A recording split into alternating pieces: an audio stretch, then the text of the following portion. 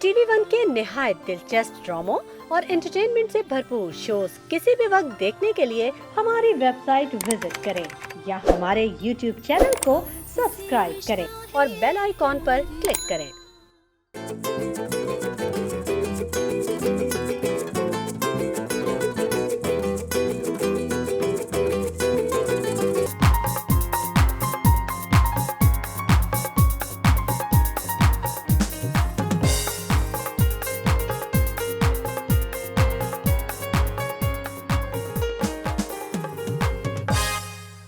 अस्सलाम वालेकुम ख़वातीन और हज़रात, very good morning to all of you. आप सबको द मॉर्निंग स्टार में खुशामदीद कहते हैं। हमारे साथ हैं शेफ नौरीन, और आज शेफ नौरीन कड़ी पत्ते का पूरा दरख्त तोड़ के लाई हैं और बहुत सारे लोग जो पीछे आपके भागते आ रहे थे सब बाहर जमा हुए में इसी वजह से। इसी वजह से। किस घर में कहीं कड़ी पत्ता तोड़ने, ये बताएं। मैं घर में नहीं गई, घर के बाहर लगना, बाहर दीवार से जो निकलता है वहां से तोड़। लेकिन सही बताएं, कभी ऐसा हुआ आपके साथ कि आपने अड़ोस पड़ोस से फल तोड़े हुए, चीजें तोड़ी? अभी नहीं, जब आप स्टूडेंट वगैरह? अभी तोड़ा है मैंने असफर। अच्छा, बचपन नहीं? नहीं, बचपन में ये सब नहीं किया। घर में था सारे दरख्त, इतना कोई वो नहीं था बचपन में। आपको पता है अलग चीजें होती हैं, लेकिन ये कि अभी तोड़ा है। हमारे के मेरे जो बेटा है उसके स्कूल के बराबर में जो स्कूल है वहाँ पे कड़ी पत्ता लगा हुआ है, एंड आज जस्ट ये भी वहीं से तोड़ के ला दी। मैं आपको इतने मजे की बात बताऊं, मैं लंदन में था और मुझे बहुत मजा आता है कि कभी कभी दोपहर के वक्त ना मैं वॉक करते करते गलियों में निकल जाता हूँ, एंड आई जस्ट, मुझे बहुत इंफ्रास्ट्रक्चर रोमिंग इंग्लैंड का बहुत खूबसूरत लगता है। मुझे लगता है it's one of the beautiful Exactly. Places on earth. तो वहां पर ना एक घर के बाहर मैं देखा लैवेंडर लगा हुआ था। okay. मैंने कहा इतना खूबसूरत लग रहा है, मैंने थोड़ा सा ना, तो मैंने जैसे ही तोड़ा है वहाँ सायरन बजना शुरू हो गया। एकदम से सायरन इतना तेज बजा, मैं डर के भागा वहां से। लेकिन ये गलत बात है, इसको ट्रेस पासिंग कहते हैं। हाँ। कभी भी किसी के घर में किसी की प्रॉपर्टी पे घुस के उसकी चीजें नहीं तोड़ सकते, बहुत गलत बात है। हाँ, मैं तो आपसे ऐसे ही पूछ रहा हूँ, लेकिन हमारी ये बहुत कल्चर है। मैंने बहुत ज्यादा है, क्योंकि जहाँ मैं रहता हूँ ना, वहाँ पे बहुत सारे लोगों के घर में फल और फूल और ये चीजें होती है, तो मैं अक्सर देख रहा हूँ कि पड़ोस में आके चीजें तोड़ लेते हैं। आई थिंक ये खूबसूरती है हमारे कल्चर की। ट्रू। लेकिन नौरीन, मुझे पता है अगर आपने अपने आंगन में, अपने गार्डन में कोई इस तरह की चीज लगाई हुई हो और आपको पता चले कि बाहर वाले आगे तोड़ रहे हैं। असफर जैसे जामुन लगा हुआ है, जब जामुन का सीजन आता है, चीकू लगा हुआ है, लाइक शरीफा, कस्टर्ड एप्पल वो लगा हुआ है, तो मैंने बहुत दफा देखा है, जो मेरा घर चौकीदार है कहता है बाजी सब तोड़ के। मैं कहता तो आप क्यों बैठे? वो खुद तोड़ता होगा। वो खुद तोड़ते होंगे, तोड़वाते भी होंगे। इल्जाम लगा रहे हैं। एग्जैक्ट। और असफर माशाल्लाह जामुन हमारा इतना निकलता है, झड़ता है लिटरली लाइक अ आपके बारिश। घर से जामुन इतना निकलता है, शरीफा निकलता है, आपके घर पे दावतें हो रही हैं। मैं तो यहाँ आता हूँ, हम तो यहाँ से सीधा घर और सीधा सुबह वापस, हमें तो कुछ पता ही नहीं। जंगल में मोर नाचा किसने देखा? आपने, हमें तो ऐसी इजीली आराम से कटा चुकी है। ऐसा कटा, अब एकदम दावत होगी ऐसा, आप सरप्राइज। हाँ, वो अपनी आई थिंक फेयरवेल दावत होगी। आप कहेंगी कल मैं दुबई जा रही हूँ, तो आज ये दावत है। मे बी लंदन उसमें। हाँ, मे बी, देखते, लेट्स सी। फिर तो देन विल बी नेबर्स। हाँ, एग्जैक्टली। फिर हम नेबर्स होंगे। चलें ख़वातीन और हज़रात, आपको पता है कि जब आप कोई भी काम कर रहे होते हैं तो उसका बहुत ज़्यादा इंतशार आपके जहन पे होता है। कुछ लोग अपने जॉब्स को, अपने कामों को, अपने रिश्तों को, अपने घर की प्रॉब्लम्स को, दफ्तर की प्रॉब्लम्स को, दोस्तियों को बहुत ज़्यादा सर पे सवार कर लेते हैं और जहनी इंतशार का शिकार हो जाते हैं। ये जो जहनी इंतशार होता है, ये फिर आपके मेंटल हेल्थ के प्रॉब्लम्स को जन्म देता है, और फिर वो जो प्रॉब्लम्स होते हैं वो आपको पता भी नहीं होता। आप ना चाहते हुए भी अपने घर वालों में, अपने दोस्तों में मेंटल हेल्थ की प्रॉब्लम्स ट्रांसफ़र करते हैं। अगर आप डिप्रेस होंगे, डाउन होंगे, तो कभी कभी ये चीज़ें कंटेजियस भी होती हैं। आपको देख के दूसरा आदमी भी डाउन हो जाता है, ख़ास तौर पे जो आपके पार्टनर्स हैं वो। इस मुतालिक और मेंटल हेल्थ की मिथ्स के हवाले से आज हमारे साथ हैं एक बहुत ही ज़बरदस्त एसोसिएट क्लिनिकल साइकोलॉजिस्ट, एक रेगुलर है हमारे शो पे, रबिया नजीब। गुड मॉर्निंग रबिया, कैसी हैं आप? I am very well. आप कैसे हैं सर? मैं बेहतरीन। रबिया, वैसे are you a morning person?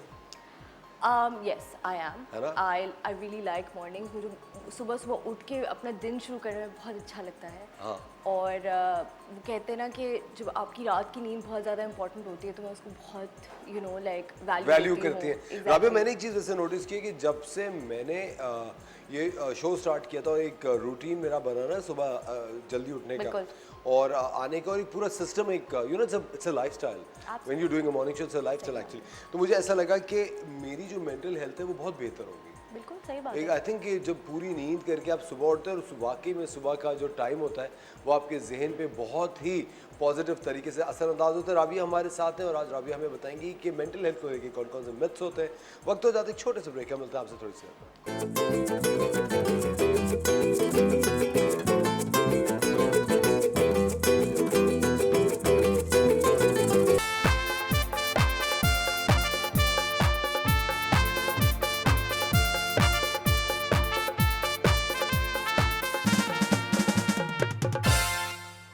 Welcome back खवातीन और हज़रात, आप देख रहे हैं द मॉर्निंग स्टार। एक बार फिर आपको शो में वेलकम कहते हैं। हमारे साथ है राबिया नजीब। और राबिया, आज हम बात कर रहे हैं मिथ्स पे मेंटल हेल्थ के। क्या क्या क्या मिथ्स होते हैं वैसे? बहुत तरह के मिथ्स होते हैं असफर इस सोसाइटी में, बिकॉज एक तो हमारे पास इतनी ज़्यादा एजुकेशन नहीं है, अवेयरनेस नहीं है इस टॉपिक को लेके। तो जिसको भी जो भी समझ में आता है, जो भी जैसे अपने दिमाग में वो एक्सप्लेनेशन उसकी क्रिएट कर सकता है, वो फिर क्रिएट कर देते हैं और फिर वो पास ऑन की जाती है। लेकिन राबिया, मुझे सबसे ज़्यादा अफसोस ये होता है कि इतने सारे लोग हैं जो कि ज़हनी अमराज से गुजर रहे होते हैं और उन्हें पता नहीं होता। बिल्कुल और वो समझते हैं कि हाँ ये चला जाएगा, तो बस हम ऐसे ही हमें लग रहा है और ऐसे ही लग रहा है। कभी कभी जब हमारी नज़र से कुछ एक बहुत ही क्रूशल खबरें गुजर रही होती हैं, चाइल्ड एब्डक्शन की, चाइल्ड अब्यूज़ की, लोग ये कहते हैं कि वो दिमागी अमराज में, जो प्रीडेटर्स होते हैं वो दिमागी अमराज में मुब्तला होते हैं। कुछ लोग कहते हैं कि भाई ये तो हमारे एरिया का कल्चर है, ये तो एक बहुत ही मजाक की बात है, ये तो होता रहता है। इस तरह की चीज़ें होती हैं। ख़वातीन बहुत सारी ऐसी होती हैं राबिया, जो कि अपने घरेलू मसाइल से इतनी ज़्यादा आजिज़ आ जाती हैं कि उनका एक जो थॉट पैटर्न है वही नेगेटिव हो जाता है। अब कभी कभी समझ में नहीं आता कि इसको डिटॉक्स इंसान कैसे करे, how to reverse this entire system. नहीं, सबसे बड़ी चीज़ तो ये है कि असफर कोई इस बारे में जो है वो बात करने को तैयार नहीं है। हम डिसेंसिटाइज इस टॉपिक से इसलिए हो गए हैं, हमारे लिए ये चीज़ बहुत कॉमन हो गई है, हम इसको अपनी ज़िंदगी का एक हिस्सा बना के बैठ गए। इस बिकॉज कोई एक तो आपको बताता नहीं है कि ये गलत है, और वही चीज़ जनरेशन बाय जनरेशन रिपीट होती जा रही है, चलती रहती है। एग्जैक्टली। इसीलिए मेरे जैसे, आपके जैसे इंडिविजुअल्स को इस चीज़ के बारे में हम आज बात कर रहे हैं, तो कहीं ना कहीं हम उसमें रुकावट तो डाल रहे हैं ना, हम उस पैटर्न को ब्रेक करने की कोशिश ज़रूर कर रहे हैं, 100%। राइट। एंड मैं और आप यहाँ पे बैठ के बात कर रहे हैं, लेकिन ऑब्वियसली हम अपने घरों में भी ये चीज़ इंप्लीमेंट कर रहे हैं, हम अपने दोस्तों को भी ये मशवरा देते हैं, हम अपने रिश्तेदारों को भी ये मशवरा देते हैं। तो डेफिनेटली ऐसे ही ये पैटर्न ब्रेक होगा और इसका कोई तरीका जैसे नहीं आपको है। पता है, अभी आजकल एक न्यूज़ बहुत ज़्यादा चली थी कि एक खातून है, उन्होंने एक 14 साल की डोमेस्टिक हेल्पर को इतना मारा कि वो बच्ची अस्पताल पहुंच गई, इवन दो दे अरेस्टेड हर। लेकिन क्या ये करना एक मासूम बच्चे पे, जो कि एक बेजुबान जानवर की तरह होता है, आप एक मासूम बच्चा है जो कि of course is a helpless creature, वो क्या आपसे लड़ सकता है, उसके साथ किसी भी किस्म की ज़्यादती करना। और कभी कभी ये जो होता है कि it's just not sexual abuse, it could be a physical abuse as well. आप उस बच्चे का तो दिमाग उससे भी तो टानिश कर ही देते कि ये भी एक जहनी अमराज की वजह होती है। Of course, definitely. और देखिए, इसका ये बहुत ही एक बड़ा मेंटल हेल्थ इशू है। जो बच्चे के ऊपर हुआ वो तो हुआ डेफिनेटली, ये भी हमें नहीं पता कि जिन खातून ने ये किया था उनका माइंडसेट क्या था, राइट? उनके साथ क्या कुछ होता रहा। एग्जैक्टली। और दूसरा, क्लासेस का भी फ़र्क आ जाता है, क्योंकि हमारी सोसाइटी में जो हमारा डोमेस्टिक हेल्प होती है हमारी, उनको थोड़ा लुक डाउन अपॉन किया जाता है, अनफॉर्चुनेटली, जो कि बहुत एक गलत बात है, बहुत गलत बात है। तो उसकी वजह से भी लोग ऐसी तशद्दुद करते हैं, दे थिंक उनका राइट है ये करना, जबकि वो उनका राइट नहीं है करना। उनको ये रियलाइज़ नहीं होता कि उनकी मेंटल हेल्थ पे या फिज़िकल हेल्थ पे या ओवरऑल वेल बीइंग पे क्या फ़र्क पड़ रहा है। अगर आप उनको इतना मारेंगे, सब कुछ करेंगे, तो वो और एक तो सबसे बड़ी बात ये है कि इतने छोटे बच्चों को आपको अपने घर में डोमेस्टिक हेल्प रखना ही नहीं चाहिए। हमें ही लोगों को मना करना चाहिए, हमें ही पैटर्न से ब्रेक ऑफ करना पड़ेगा। जब हम इतने छोटे लॉ भी पास होना चाहिए। एब्सोल्युटली। हमारे as well law and order system की वजह से ही थोड़ा बहुत ये प्रॉब्लम आता है, unfortunately, this is the sad reality. लेकिन क्या कहते हैं, डिस्पाइट दैट हमें ख़ुद भी इस चीज़ की रिस्पॉन्सिबिलिटी लेनी पड़ेगी। अगर मैं एक 12 साल की बच्ची को रिक्रूट कर रही हूँ, राइट, तो उधर ही से मैंने वो चीज़ शुरू कर दी, क्योंकि एक 12 साल का बच्चा is not eligible to work at my house. उनको वो बहुत छोटा है, जब तक वो 18 साल की उम्र तक नहीं पहुँच जाता, किसी को आपको इस तरह से काम नहीं कराना चाहिए। अच्छा राबिया, एक चूंकि हम ज़हनी सेहत के बारे में बात करें, मैं सिर्फ एक कहते हैं कि कभी कभी ज़्यादा पढ़ के भी इंसान पागल हो जाता है अगर ज़्यादा इन्फॉर्मेशन मिल जाए तो भी मुझे लगता है जहन पे आपको बड़ा असर होता है। हमारे यहाँ एज ऑफ जो कंसेंट है वो 18 साल है। बिल्कुल ठीक है, जो लीगल एज 18 बिल्कुल। साल है। बहुत सारे ममालिक ऐसे हैं जहाँ पे लीगल एज 11 साल भी है, जहाँ पे लीगल एज 14 साल है। यूरोपियन कंट्रीज़ हैं जहाँ पे लीगल एज जो है वो 14 साल कंसिडर की जाती है। 14-15 के बाद it's legal to have consensual arrangements in life. लेकिन आप मुझे एक बात बताएं, do you agree with it कि एक जो हमारी जिस तरह उम्र बलूगत जिसको कहा जाता है कि 18 साल के बाद इसकी शादी कर दो, एक्चुअली तो उम्र बलूगत वो नहीं होती है। It's basically puberty what you call उम्र बलूगत। आपके ख्याल से इसको रिवाइज करना चाहिए? 18 साल is the right age? See, as I'm a psychologist, I really can't, take part in policy making. No, मैं उस तवज्जो से पूछना चाह रहा हूँ कि एक 14 साल के बच्चे की साइकोलॉजी एक एडल्ट की तो नहीं हो सकती है, तो एज ऑफ कंसेंट इतनी जल्दी नहीं होनी चाहिए मेरे ज़ाती तौर पे जो मैं कह रहा हूँ। अच्छा, कभी बच्चों को जल्दी खुद मुख्तार भी कर देते हैं। बहुत डिपेंड करता है इंडिविजुअल बेसिस पे, क्योंकि सबकी IQ डिफरेंट होती है, सबका एक मेच्योरिटी लेवल डिफरेंट होता है, तो आई थिंक सबकी अपनी अपनी पर्सनालिटी के ऊपर भी डिपेंड करता है। लेकिन मुझे personally speaking, like if I were to, like मैं अपनी साइकोलॉजिस्ट पार्ट हटा के राबिया जो कहती है वो ये कहती है कि हाँ 18 साल से कम की उम्र में बच्चों को ऐसे नहीं करना चाहिए। Let kids be kids. बिल्कुल सही बात बच्चों को है। बच्चा रहने दें, don't take away the innocence. अच्छा, हम बात कर रहे हैं common myths about mental health की राबिया, एंड यहाँ लिखा हुआ है if you develop a mental health problem you have it forever. हाँ, इज इट ट्रू? ओके, इसमें काफ़ी लोग ये कहते हैं कि अगर एक दफ़ा आपको बीमारी लग जाए तो आपको पूरी ज़िंदगी के लिए आप जो है वो गए। लेकिन ऐसा बिल्कुल भी नहीं होता। कुछ प्रॉब्लम्स ऐसी होती हैं डेफिनेटली जिनको आप कुछ अरसे में क्योर कर सकते हैं, राइट। कुछ ऐसी होती हैं जो आपके साथ पूरी ज़िंदगी के लिए रहती हैं लेकिन देर मैनेजेबल। जैसे फॉर एग्जांपल जब किसी को डायबिटीज़ होता है, थायराइड होता है, तो वो भी एक life long problem, physical problem होता है ना, जो कंट्रोल किया जा सकता है मेडिकेशन के थ्रू। इसी तरीके से साइकोलॉजिकल प्रॉब्लम्स भी होते हैं जिनको मैनेज किया जा सकता है, लेकिन उसमें से कुछ ऐसी चीज़ें होती हैं जैसे डिप्रेशन है, एंजाइटी है, बॉडी इमेज इश्यूज़ हैं फॉर एग्जांपल, वो उनको आप सर्टन टाइम में 6 महीना, साल, 2 साल में आप उसको फिक्स कर सकते हैं। अच्छा, एक्टिविटी क्या करने वाली है आप? वो टॉपिक किससे रिलेटेड है? अच्छा, हम आते हैं medication is for the people. ये इसको थोड़ा सा बड़ा करेंगे तो पढ़ा भी नहीं जाएगा लिखा हुआ। Medication is the for crazy people. For crazy people. या सो ये एक मिथ है एक सोसाइटी में कि जो पागल होते हैं वही सिर्फ मेडिकेशन लेते हैं, लेकिन ऐसा नहीं होता सोसाइटी में। जो भी कोई फॉर एग्जांपल जैसे कि पैनाडोल होती है, जैसे कि एंटीबायोटिक्स होती हैं, एंटी एलर्जी होती है, राइट, उसी तरीके से एंटी डिप्रेसेंट्स भी होती हैं। और अगर आप उसको कुछ अरसे के लिए ले रहे हैं, उसका भी एक सर्टन डोज होता है जो कि फॉर एग्जांपल कुछ वीक लास्ट करता है या कुछ मंथ्स लास्ट करता है। उसके बाद आप मेडिकेशन से हट जाते हैं। और साइकोलॉजिकल इश्यूज़ की सबसे अच्छी बात क्या होती है कि मेडिकेशन के साथ साथ आपको जो है वो थेरेपी भी लेनी पड़ती है। यू नो हाउ कि कभी कभी जो है वो आपका दिमाग बहुत फॉगी हो जाता है, आपके थॉट्स जो है वो आप चीज़ों को दूसरे नज़रिए से देख नहीं पाते। ओवरलैप भी थॉट्स कर रही होती हैं। एग्जैक्टली ओवरलैप करी होती है थॉट्स। तो उसको क्लियर करने के लिए, अपने दिमाग को क्लियर करने के लिए आपको मेडिकेशन की ज़रूरत होती है कभी कभी।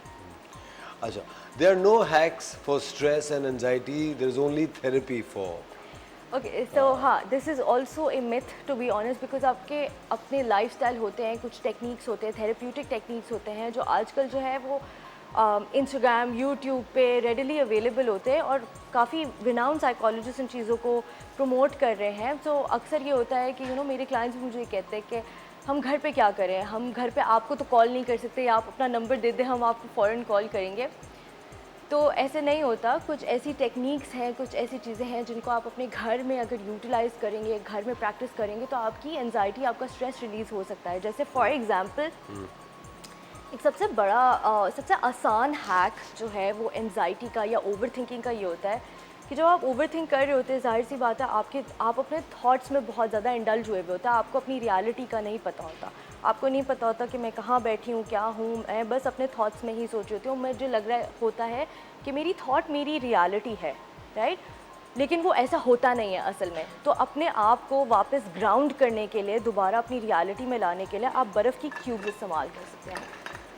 जब आप बर्फ़ की ठंडी क्यूब्स इस्तेमाल करेंगे तो वो उसकी इतनी हाई सेंसेशन होती है कि वो आपको जो है वो अपने थॉट्स से आपका फोकस हटा के आपके रियलिटी में आपको वापस ले आती है। तो और जब आपको जब एंजाइटी अटैक हो रहा होता है तो आपका बॉडी टेम्परेचर भी जो है वो थोड़ा गर्म हो जाता है, जैसे बुखार में होता है। तो उसके लिए भी आप बर्फ़ का इस्तेमाल करें तो बहुत अच्छा होता है। आप अपने हाथ में उसको पकड़ सकते हैं, आप उसको अपने आर्म्स पे रब कर सकते हैं, आप अपने फेस पे रब कर सकते हैं।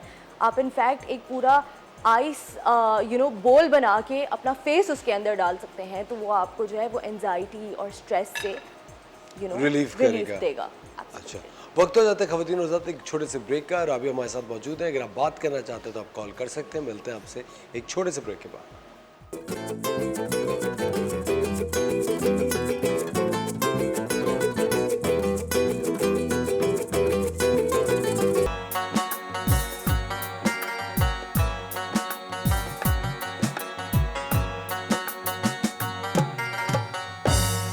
वेलकम बैक ख़वातीन और हज़रात, आप देख रहे हैं द मॉर्निंग साइड। फिर आपको शो में वेलकम कहते हैं। राबिया नजीब हमारी एसोसिएट क्लिनिकल साइकोलॉजिस्ट साथ हैं और बता रहे हैं कि आप अपनी थॉट्स की जो एक ट्रेन है उसे किस तरह थाम सकते हैं। जी राबिया, अगली स्लाइड की तरफ चलते हैं।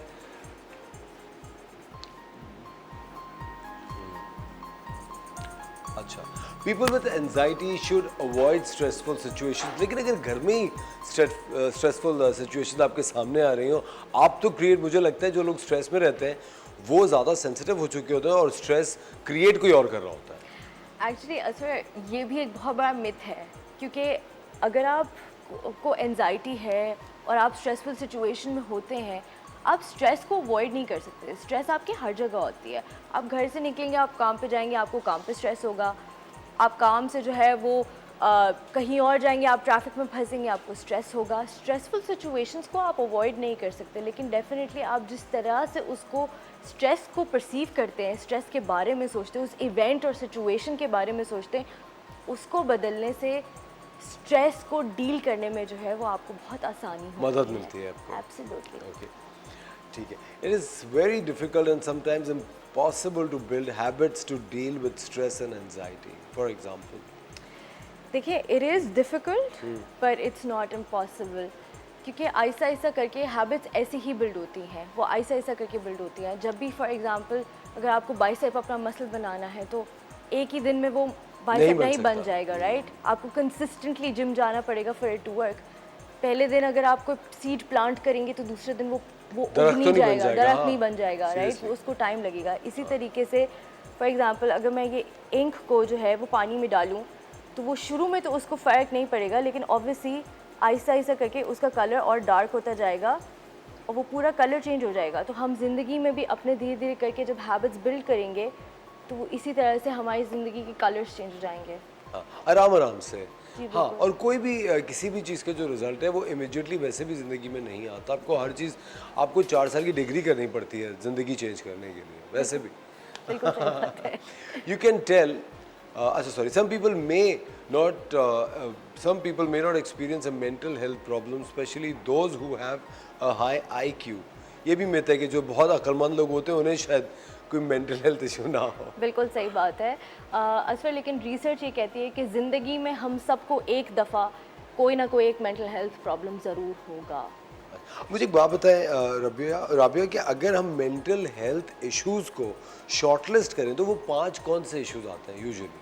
एक तो स्ट्रेस है, सबसे कॉमन होता है, एंजाइटी, डिप्रेशन, जो बॉडी इमेज इश्यूज है वो आजकल मैंने बहुत ज़्यादा इनकाउंटर किए हैं अपनी प्रैक्टिस में एटलीस्ट। जी, बॉडी इमेज के जो इश्यूज जी, जो ईटिंग डिसऑर्डर्स होते हैं। अच्छा, ऑलराइट, ओके।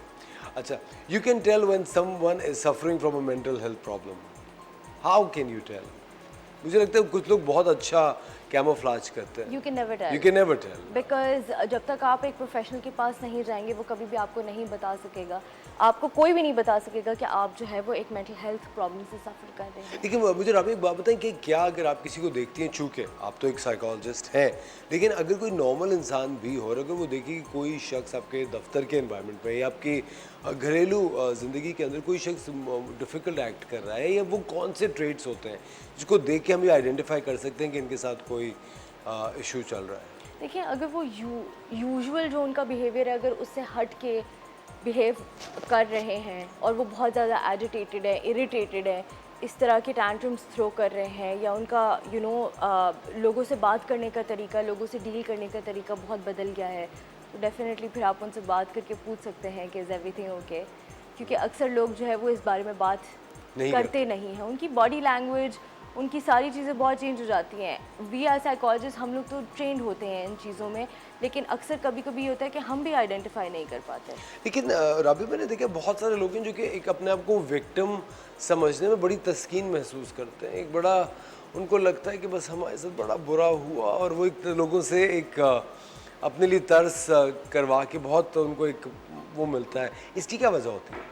देखिए असफर, काफ़ी वजूहत हो सकती है। सबसे बड़ी वजह इसकी ये है कि अटेंशन सीकिंग, लेकिन अटेंशन सीकिंग में भी ये होता है कि आपको अटेंशन आपको तब भी चाहिए होती है जब आप खुद जो है वो अपनी ज़िंदगी किसी हिस्से में जो है वो निगलेक्टेड हो, चाहे वो चाइल्डहुड में हो, चाहे वो स्कूल में हो, चाहे वो किसी चीज़ में हो, तो उसको ओवर कॉम्पनसेट करने के लिए कभी कभी लोग जो है वो अटेंशन सीक करते हैं और लाइक अपने आप को इस तरह से पोर्ट्रे करते हैं कि लोग हम पे हम तक आए हैं। हाँ बिल्कुल। अच्छा, you can get rid of stress and anxiety by breathing, relaxing and exercising. Okay, so this is a very interesting fact, Asfar. Thank you so much. कि ब्रीदिंग, एक्सरसाइजिंग और रिलैक्सिंग से डेफिनेटली फ़र्क ज़रूर पड़ता है, लेकिन अगर आपके जो है वो कोपिंग स्किल्स इन प्लेस नहीं होंगे, अगर आपका बच्चा रो रहा है और आपको उसको पेरेंट करना नहीं आता, तो आप चाहे जितना भी ब्रीथ कर ले, आप चाहे जितना भी रिलैक्स कर लें, आप चाहे जितनी भी एक्सरसाइज कर ले, वो स्ट्रेस नहीं जाने वाला, right.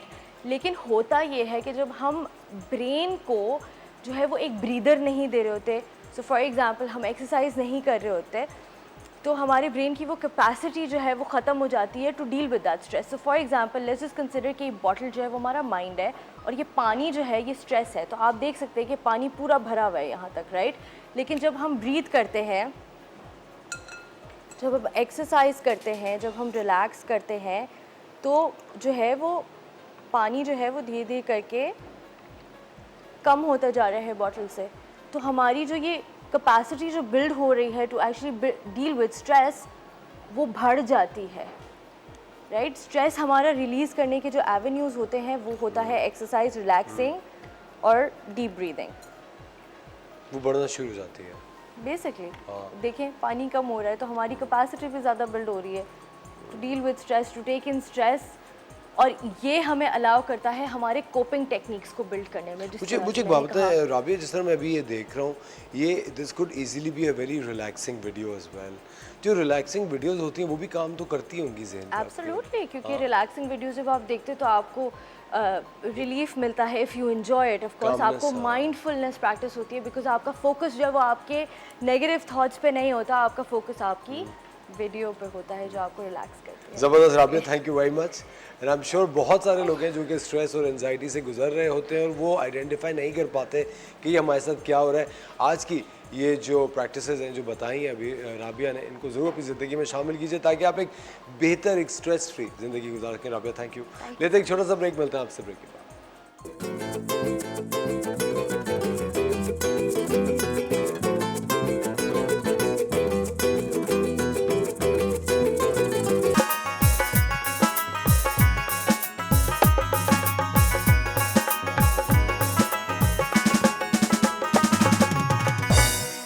Welcome back ladies and gentleman, you watching the Morning Star. एक बार फिर आपको शो में वेलकम कहते हैं। आप जानते हैं कि आजकल लोग अपनी सेहत के मामले में बहुत ज़्यादा कॉन्शियस हो गए हैं, अपनी डाइट पे बहुत ज़्यादा फोकस करते हैं, लेकिन उसके बावजूद बारहा हमारी नज़रों के सामने से एक खबर गुजरती है कि अंडर 30s में बहुत ज़्यादा हार्ट अटैक्स होने लगे हैं, बहुत ज़्यादा, कोई 22-23 साल के लोगों को हार्ट अटैक्स हो रहे हैं।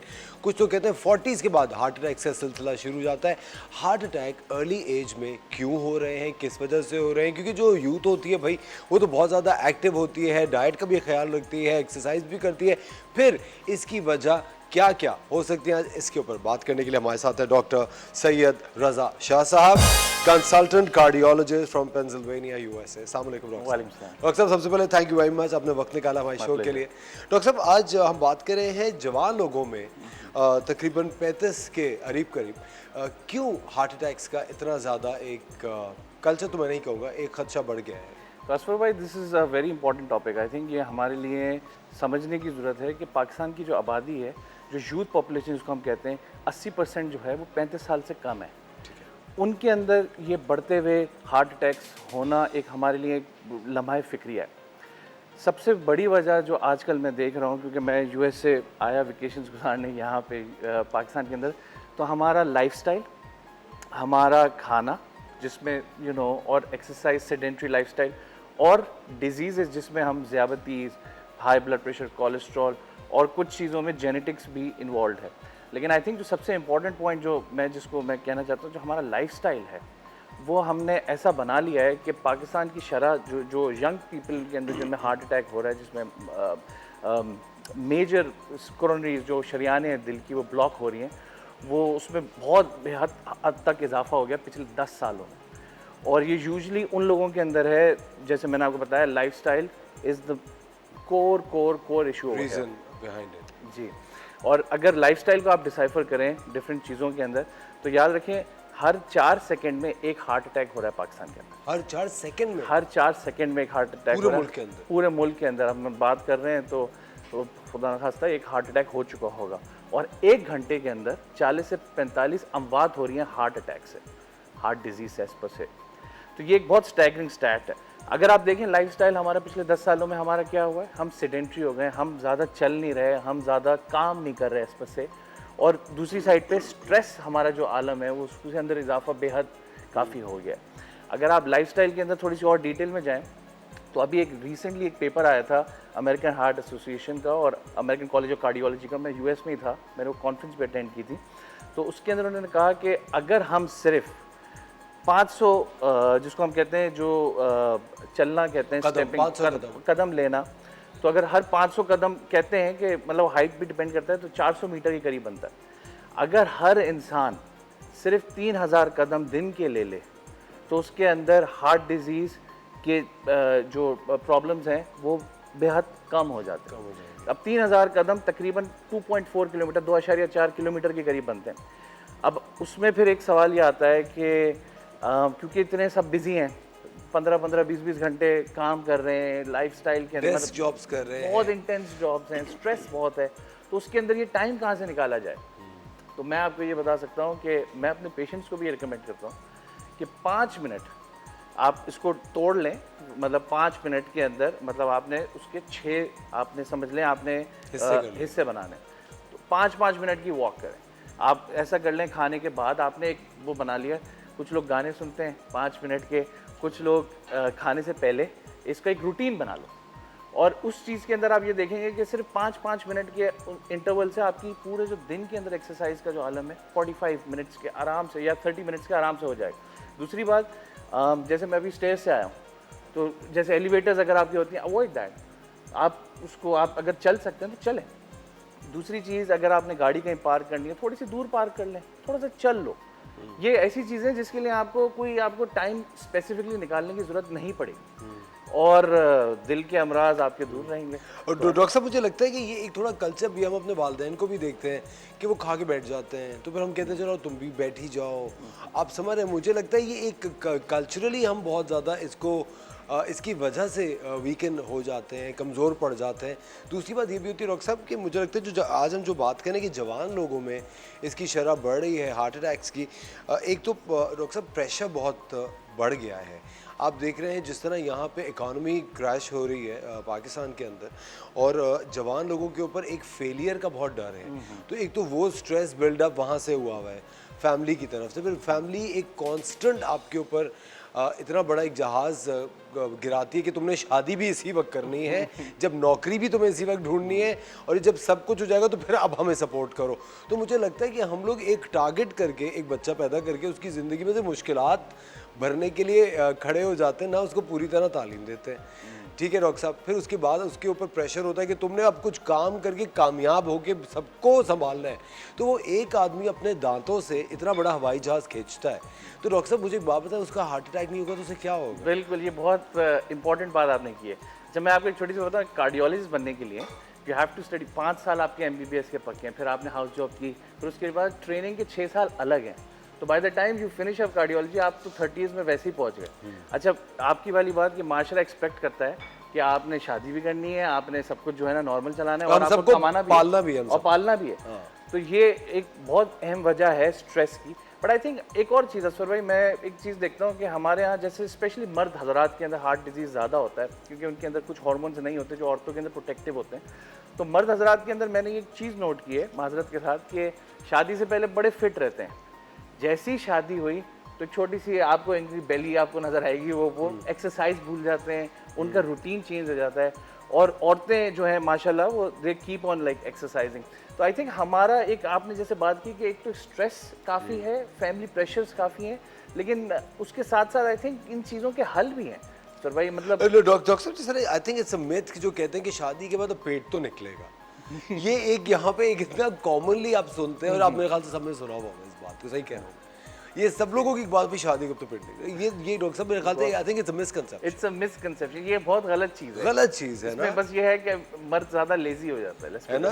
जी। और दूसरा डॉक्टर साहब, शादी के बाद जो 5000 दावतों पे जाना पड़ता है कि ये ना, तो I think it's an endless route कि आपको उस पर जाते ही रहें, वो कोई पॉइंट ऑफ नो रिटर्न आता है। अच्छा डॉक्टर साहब, मुझे एक बात ही बताएं कि जवान लोगों में जो लोग इतना ज़्यादा एक्टिव लाइफस्टाइल जिनका नहीं है, उनको क्या इक़दाम लेने चाहिए? क्योंकि आपको पता है बहुत सारे लोग जो कि 18-18, 20-20 घंटे जॉब्स करते हैं, डेस्क जॉब्स करते हैं, उनको क्या करना चाहिए अपनी ज़िंदगी में ताकि वो इस चीज़ से दूर रहें? सबसे पहला असफर भाई, अपना डाइट को इम्प्रूव करें। हमारी डाइट जो है ना वो इतनी अनफॉर्चुनेटली इस मतलब पूरा भरा हुआ है, तेल जब तक नहीं होगा, पाए हलीम निहारी हम मतलब एक वो उससे खाते हैं कि यार एक ज़माने में मुझे याद है हम 1 महीने में एक बार खाते थे, अब तो एक वो बन गया है, एक ऐसा रिवाज है कि मतलब आपने हलवा पूरी से ही सुबह आपने उसमें डिप करके, और तेल की मैं कहता हूँ कि ऑलिव ऑयल तो चलें अच्छी बात है, लेकिन उसकी क्वांटिटी भी ख्याल रखें, पूरा उलट देते हैं। एक बहुत अनफॉर्चुनेटली एक ऐसी चीज़ है, और हम उसको सोशल मीडिया पे भी बड़ा प्रमोट कर रहे हैं। अनफॉर्चुनेटली कुछ चीज़ें लाहौर के अंदर थी, वो थे जो उलट रहे थे, और people were promoting, people are liking it. This is very concerning. और एक और चीज़ मैं आपको बताऊँ, जैसे आपने फैमिली की बात की ना, हमारे यहाँ अगर थोड़ा सा कोई पतला आदमी होता है जिसका BMI नॉर्मल है, उसको कहते हैं यार ये तुम ठीक तो हो, और कोई सेहतमंद आदमी हो जो थोड़ा सा बिग हो, ओबीस हो, उसको कहते हैं यार ये तो बड़ा खाते पीते घराने का, माशाल्लाह उसको प्रमोट कर रहे हैं हम अनफॉर्चुनेटली। तो आई थिंक हमें ना ये चीज़ें देखनी ज़रूरी है कि ये हम इनएडवर्टेंटली क्या कर रहे हैं ऐसा जिसकी वजह से इसकी शरह में बहुत इजाफा हो रहा है। अच्छा डॉक्टर साहब, आप तो पेंसिल्वेनिया में रहते हैं, डॉक्टर साहब वहाँ भी तो ओबेसिटी बहुत ज़्यादा है, और आई थिंक वो जंक फूड की वजह से वो $1 के अंदर आप सब कुछ खा सकते हैं। बिल्कुल। हाँ, तो डॉक्टर साहब मुझे एक बात बताएं, इन कंपैरिजन अगर आप देखते हैं वहाँ का और यहाँ का in Pakistan, I think it's quite at par. I think एक और चीज़ असफर भाई, I think the % of heart attacks that are happening over here ना, यहाँ पे पाकिस्तान में हेल्थ केयर एक्सेसिबिलिटी का प्रॉब्लम है। वहाँ पे मेरे कुछ पेशेंट्स हैं जिनको 8-8, 9-9 बार हार्ट अटैक्स होते हैं, and they are living a good life in their 90s as well. और मेरे पास आते हैं कि भाई यहाँ से हम एक्सरसाइज पे जाएंगे। हमारे यहाँ एक्सेसिबिलिटी ऑफ हेल्थ केयर नहीं है। हम अगर खुदा ना खास्ता किसी जवान आदमी को हार्ट अटैक होता है तो छुट्टी वो नहीं लेता, क्योंकि उसको पूरा घर पालना है।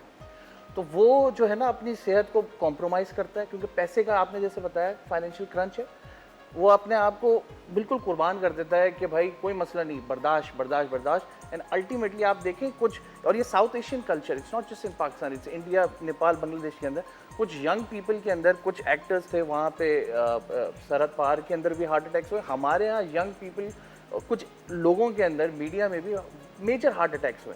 अनफॉर्चुनेटली उसकी वजह यह है कि हम एक तो स्ट्रेस ले रहे हैं, और जब हमें इसकी निशान नज़र आना शुरू हो जाते हैं कि यार कुछ आ रहा है, हम उसका ख्याल नहीं रख रहे। तो हेल्थ केयर एक्सेसिबिलिटी का भी बहुत बड़ा इशू है। वहाँ पे ये है कि हमारे डोर टू बलून टाइम्स जिसको हम कहते हैं, जिसको हम स्टेंट डालने को कहते हैं, 90 मिनट उधर हेलीकॉप्टर से आएगा, जहाज से आएगा, लेकिन वो वहाँ पहुँच जाएगा। यहाँ पे अनफॉर्चुनेटली अगर एम्बुलेंस में भी आ रहा है उसको रास्ता नहीं देंगे हम। लेकिन डॉक्टर साहब, मुझे ऐसा लगता है कि पाकिस्तान में जितना भी साउथ एशियन कल्चर आप कह रहे हैं, यहाँ पे खुद को तकलीफ दे के लोग बड़ा सुपीरियर महसूस करते हैं। Unfortunately it's so wrong. अगर कोई भी ज़िंदगी में सेटअप है, चाहे दफ्तर है, चाहे घरेलू ज़िंदगी है, जहाँ पे वो नाखुश है, उसको चलाते रहेंगे, खींचते रहेंगे, कड़वाहट अपने अंदर भरते रहेंगे। क्या आपको लगता है कि ये जो चीज़ें हैं, जो ज़बरदस्ती आप एक बुरी ज़ाती ज़िंदगी गुजारें या एक इस तरह के इन्वायरमेंट में आप नौकरी कर रहे हो जो कि आपका ज़हनी सेहत तबाह कर रही हो, ये भी वजूहत हो सकती है? मेजर कॉज है। और लोग अपनी नौकरियां इस वजह से नहीं छोड़ते या उस स्ट्रेस में इस वजह से रहना पसंद करते हैं क्योंकि उनको लगता है कि चलो मैं कॉम्प्रोमाइज़ हो रहा हूँ, मेरी फैमिली तो कॉम्प्रोमाइज़ नहीं हो रही। फाइनेंशियल एस्पेक्ट है, मॉनेटरी एस्पेक्ट है। तो आई थिंक हमें इस कल्चर से निकलना पड़ेगा। जो सुपीरियर हमारे यहाँ जो डंडा मारने वाला कल्चर है, हमें इससे निकलना पड़ेगा। और अगेन जो यंग पीपल के अंदर एमआईज हो रहे हैं, जो हार्ट अटैक्स हो रहे हैं, उसके अंदर जो कॉम्प्रोमाइज़ आ रहा है, जो वो ये आ रहा है कि आप वही लोग हैं जो फैमिली पाल रहे हैं। It's not the 50s and the 60s. It's the people who are less than 35 years of age. और वही पीक साल होते हैं आपकी आपको कमाने के, आपको एंजॉय करने की लाइफ के। और अगर वही चीज़ आप स्ट्रेस में आप गुजारेंगे तो it's a big problem for not just them, the whole country as well. But doctor साहब, do you think, चूंकि आपका ताल्लुक कराची से है और पाकिस्तान से, do you think डॉक्टर साहब, I know it's this question is a little ये थोड़ा सा डेविएट कर जाता है, लेकिन मुझे ऐसा लगता है कि हर चीज़ आपकी सेहत से को रिलेट तो करती है। आपको ऐसा लगता है कि प्लेजर्स को और खुशियों को लेके हम थोड़ा गिल्टी महसूस करते हैं कि अगर किसी चीज़ से आपको खुशी मिल रही है तो एक गिल्ट उससे अटैच हो जाता है? ये डॉक्टर साहब से मैं सवाल पूछ रहा हूँ, लेकिन इसका जवाब देंगे डॉक्टर साहब ब्रेक के बाद। वक्त हो जाता है एक छोटे से ब्रेक का, मिलता है आपसे थोड़ी सी देर में।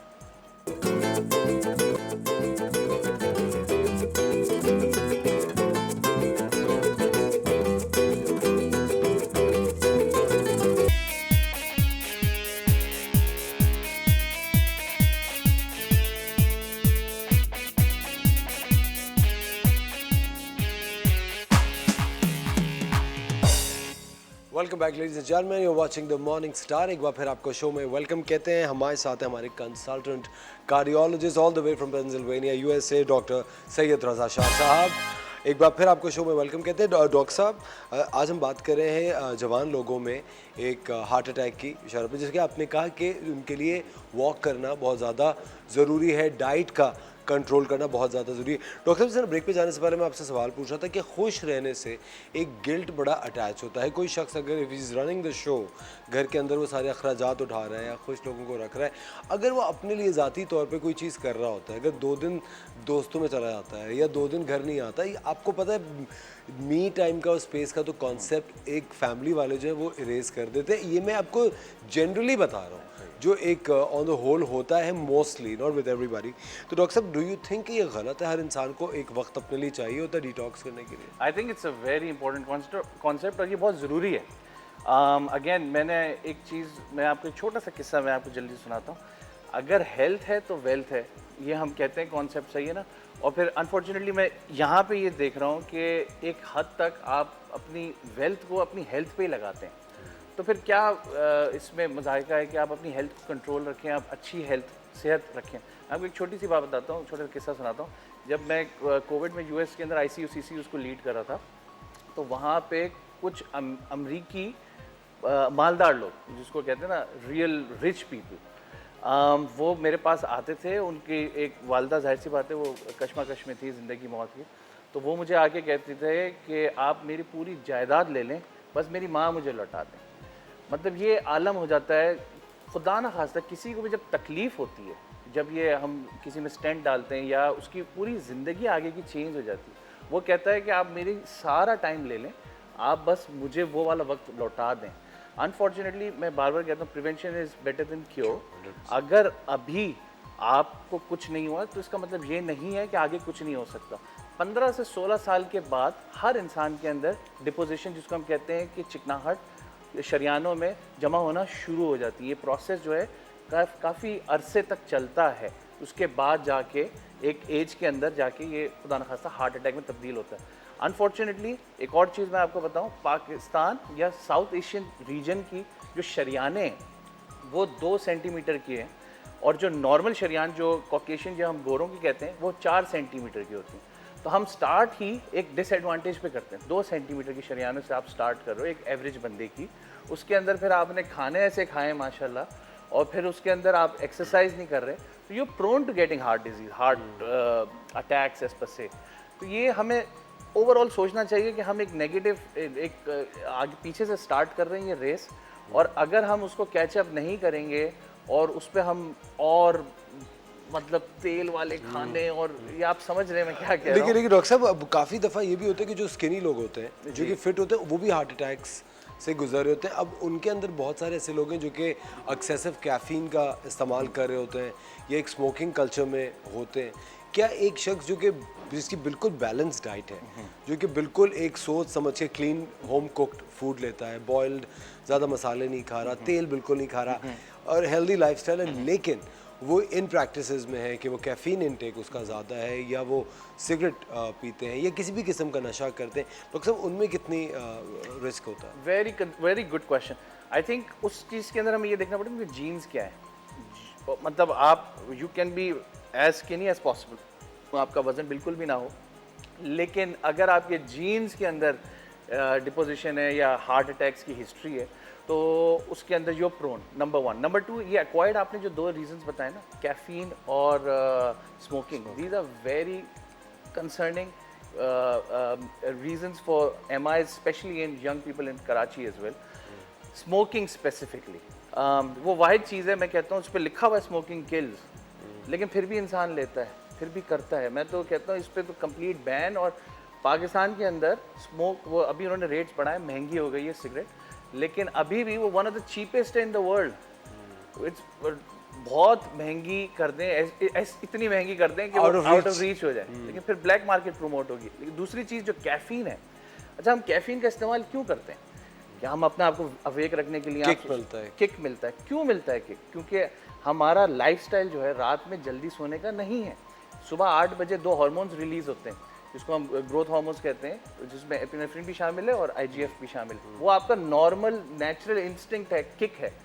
हम क्योंकि हम लेट सो रहे हैं, हमारा साइकिल ऊपर नीचे है, circadian rhythm is not good, तो हमें वो एक्स्ट्रा किक चाहिए होता है जो हमें कैफीन से मिलता है। तो आई थिंक जो कैफीन इनटेक है और ये टोबैको है, these are major reasons for MIs, heart attack. अच्छा डॉक्टर साहब, अगर हम मिडिल ईस्टर्न रीजन की बात करें, if you talk about the Arab world, तो वहाँ पे एक बहुत मेजर कल्चर है शीशे का, हुक्के का। अच्छा, अब हुक्का वगैरह तो अगर आप देखें तो इस साउथ एशिया में भी एक सदियों से चलता हुआ आ रहा था, ठीक है। अब चूँकि हमारे साथ हमारी एक न्यूट्रिशनिस्ट, हर्बलिस्ट हमारे पास रेगुलरली लोग आते हैं, तो हमें पता चला, कल डॉक्टर बिल्किस थी नेचुरोपैथ, उन्होंने कहा कि हुक्का जो पीते थे पुराने ज़माने में वो तंबाकू के पत्ते डाल के पीते थे, वो एक रिफाइंड टोबैको नहीं होता था। डॉक्टर साहब, एक मिथ ये भी है, लोग ये मानते हैं कि हुक्का के अंदर जो फिल्टर होके आप इनहेल करते हैं और एक्सेल करते हैं, कुछ लोग ये कहते हैं कि हुक्का को लोग जो है वो प्रमोट इस वजह से नहीं करते क्योंकि वो डायरेक्टली जो टोबैको सिगरेट की मार्केट है उसको हिट करता है, और सिगरेट की मार्केट ड्रॉप हो जाती है अगर हुक्का आम हो गया, क्योंकि हुक्के में एक संगत होती है, you go with friends and you smoke. तो हाँ, वो what's more dangerous? I think Asfar भाई, इसको ना हमें डिस्करेज करना चाहिए, बड़ी ऑनेस्ट में। बिल्कुल बिल्कुल, ये हमने जो एक आपने जैसे कहा कि हम दोस्तों के साथ जाते हैं, हुक्का करते हैं, मैं तो कहता हूँ सेकेंडरी फॉर्म ऑफ स्मोकिंग है।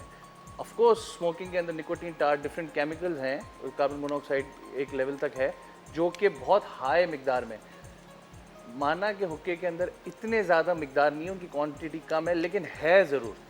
ये तो वही बात होगी। लेकिन इन कंपैरिजन हुक्का आपके ख्याल से is a lesser evil? Lesser evil, बिल्कुल बिल्कुल। हाँ। ईवल तो है, ईवल तो है। अब एक और कल्चर मैं आपको बताऊँ, वेप का बड़ा स्टार्ट हुआ था। अब तो इसमें वो FDA ने भी US के अंदर हमने पूरा इस पर कम्प्लीटली ये बयान दे दिया है कि भाई इसके अंदर भी हेल्थ हैजर्ड्स हैं, because people want like you know alternatives to smoking and they are coming up with lesser evils, but they are again evils. वो हैं तो वही गलत चीज़ें हैं। तो वेपिंग, हुक्का, smoking, you are asking for trouble. और लेकिन डॉक्टर साहब मुझे एक बात बताएं, चूंकि आप पूरी दुनिया में फिरते हैं, आपके ख्याल से ये कल्चर क्यों आम होता है और यूथ इतना अट्रैक्ट किस वजह से होती है? आई थिंक इट्स एक्सेसिबिलिटी है, चीप है।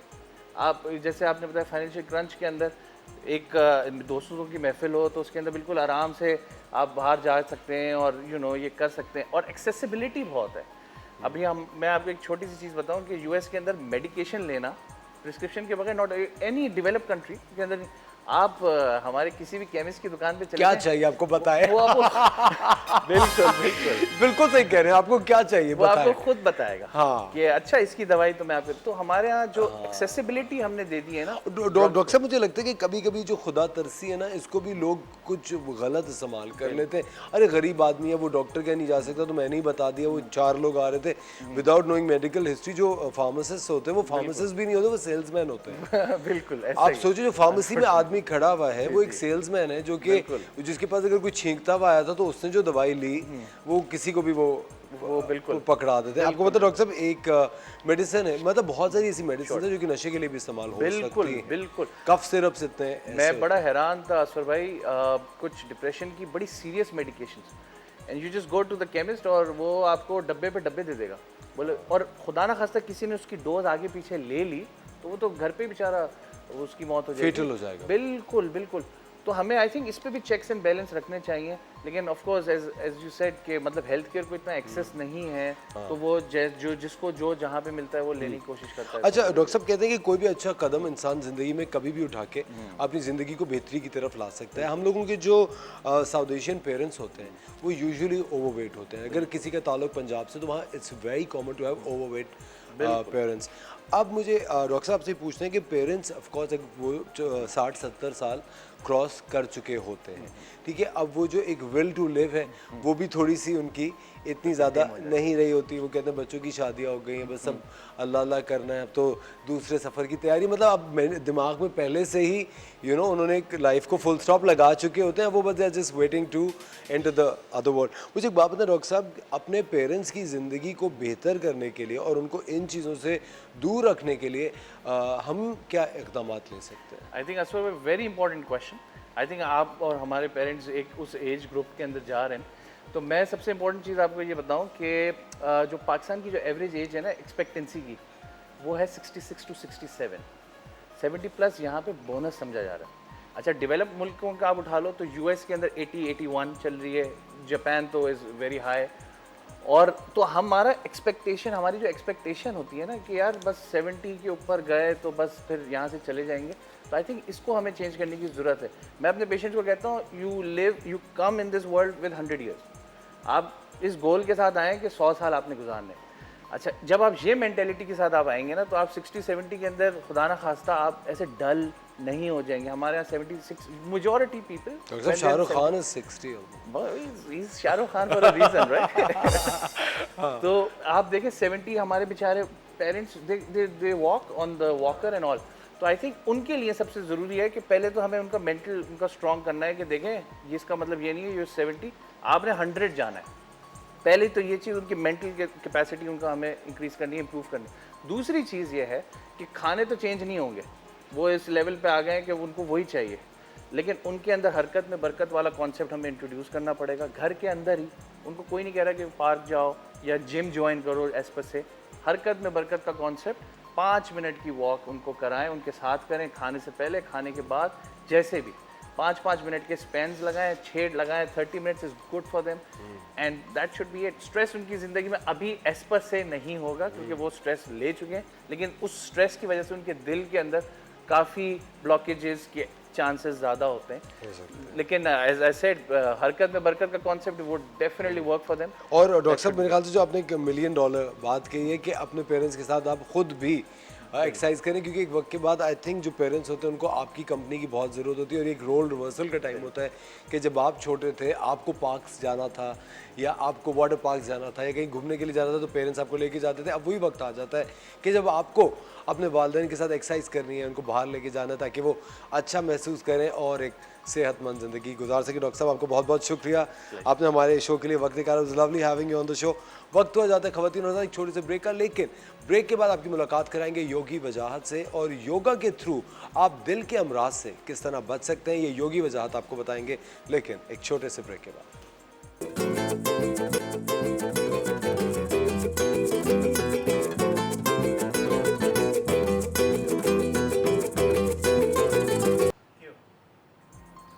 अस्सलाम वालेकुम, मैं हूं योगी वजाहत। कहते हैं कि दिल नहीं दुखाना चाहिए किसी का भी और अपना भी। जी हाँ, बाज़ दफ़ा हम अपना दिल इतना दुखाते हैं कि दिल दुखते दुखते एक मर्ज़ में मुब्तला हो जाता है। कहते हैं ना कि दर्द दिल के वास्ते पैदा किया इंसान को, लेकिन दिल का दर्द जो है वो बहुत ही नुकसानदेह है, और उसके लिए आपको ज़ाती तौर पे मैं कहूँगा कि डॉक्टर से रुजू करना चाहिए। बार बार ये नहीं कहना चाहिए कि जी हाथ में दर्द हो रहा है, अगर इस साइड पे दर्द हो रहा है और बार बार आपको दर्द हो रहा है, खिंचाव सा हो रहा है, तो दिखा दीजिए। और जिन लोगों को ब्लड प्रेशर बहुत ज़्यादा है, कोलेस्ट्रॉल है, उनको तो अपना और भी ज़्यादा ख्याल रखना चाहिए। लेकिन क्योंकि यहाँ पे बात हो रही है मुतबादिल तरीक़े इलाज की या एहतियात की, जिसको हम कहते हैं योगा, और उसके साथ साथ मिला हुआ है आयुर्वेदा। आयुर्वेदा दिल के अमराज को हर्दिया रोग कहते हैं। हर्दिया कहते हैं दिल को, रोग कहते हैं बीमारी। तो हर्दिया रोग, दिल के अमराज, इसमें कुछ मखसूस चीज़ें हैं जिनका हम इस्तेमाल करते हैं। और मैं इस वक्त देखने वालों को भी कहूँगा, अपने नाज़रीन को, कि अगर आपके जानने वालों में या खुदा न खास्ता आपको कुछ ऐसा लगता है कि पल्पिटेशन हो रही है, दिल की धड़कन बहुत तेज़ी से बढ़ जाती है, बहुत जल्दी आप इफ़ेक्टेड हो जाते हैं चीज़ों से, और दिल की धड़कन तेज़ होती है, तो ये बहुत पहली अलामतों में से एक होगी कि आपको एहतियात रखनी होगी। दूसरी बात, आपके ऑक्सीजन की मकदार कितनी है। तो अगर आपके पास ऑक्सीमीटर है तो आप चेक कर लिया करें कि आपकी ऑक्सीजन कितनी है, क्योंकि ऑक्सीजन की कमी जो है वो फिर बहुत से मसाइल के साथ साथ एक और भी मसला पैदा करेगी, जिसमें दिल का भी नाम आता है, यानी हर्दिया रोग भी है। सो पहले तो यह है कि दिल ना दुखाएं, चाहे वो किसी का भी हो। दूसरी बात यह है कि दिल के हवाले से कुछ एहतियातें हैं। योग एक मुद्रा बताता है जिसको हर्दिया मुद्रा कहते हैं। ये बहुत कमाल का मुद्रा है। शहादत की उंगली को अगर हम थोड़ा सा अपनी हथेली की तरफ मोड़ लें, अंगूठे को वापस लाएं इस तरह, और दोनों उंगलियों को इस तरह हम टच कर लें, तो ये मुद्रा बनता है, इसको कहते हैं हर्दिया मुद्रा, दिल का मुद्रा। अब इस मुद्रे को, यानी इस लॉक को जो मैंने हाथ से बनाया है, वो कैसे मैं आराम से यहाँ ला के रख दूँगा। ठीक है, अब इस हाथ को भी मैं नीचे ले जाता हूँ ताकि आप आराम से देख सकें कि हम इसको रखेंगे कहाँ। यहाँ ऐसे रखना है, आराम से इस तरह बैठना है, इस तरह बैठना है। फ़र्ज़ कीजिए हम कोई काम कर रहे हैं, तो हमने एक हाथ से मुद्रा लगाया हुआ है। मुद्रा कहते हैं लॉक को। जब कोई चीज़ यूँ लगा दें और बीच में से लॉक हो जाए, तो इसको कहते हैं मुद्रा। ठीक है, ये बहुत ज़्यादा हैं, 40 तो बड़े आराम से हैं। इस पर पाकिस्तान की सबसे पहली किताब, यानी हाथों का अंदाज़ जो है, मुद्रा योगा में हाथों का अंदाज़, अल्हम्दुलिल्लाह मैंने लिखी है। पूरे पाकिस्तान में ये जाती है, लोग पढ़ते हैं। तो इसी का ये मुद्रा मैं आपको बता रहा हूँ। आराम से यूँ बैठ गए जी और टच कर लिया। इसके फ़वाइद क्या हैं, इसका औकात जो है, इसके दौरानिया कितना होना चाहिए, कम से कम 45 मिनट आप इसको कीजिए डेली। अगर आप डेली नहीं कर सकते तो वक्तन थोड़ा थोड़ा ब्रेक के साथ, वक्फों के साथ कर लीजिए, लेकिन दिन का दौरानिया तकरीबन होना चाहिए 40-45 मिनट। और एक साथ ना करें, जैसे मैंने कहा वक्फे से कर लीजिए। अगर आप कोई काम कर रहे हैं तो एक हाथ से काम कर लिया, एक हाथ से आपने ये मुद्रा लगा लिया। अगर आप गाड़ी खुद नहीं चला रहे, बैठे हुए पीछे, तो ये लगा के बैठ सकते हैं। इसके साथ साथ आपको कुछ एहतियातें रखनी होंगी, जिसको हम योग के हवाले से भी कहते हैं। बड़ा कमाल का मुद्रा है, आसन है अपनी जगह, लेकिन ग़िज़ाओं में आपको बहुत एहतियात रखनी होगी और अपने कार्डियोलॉजिस्ट से रुजू करते रहना पड़ेगा। चिकनाई की बात अगर हो रही है तो उसका हल हमारे पास आयुर्वेद में यह है कि हम गुनगुना नीम गर्म पानी पीते हैं।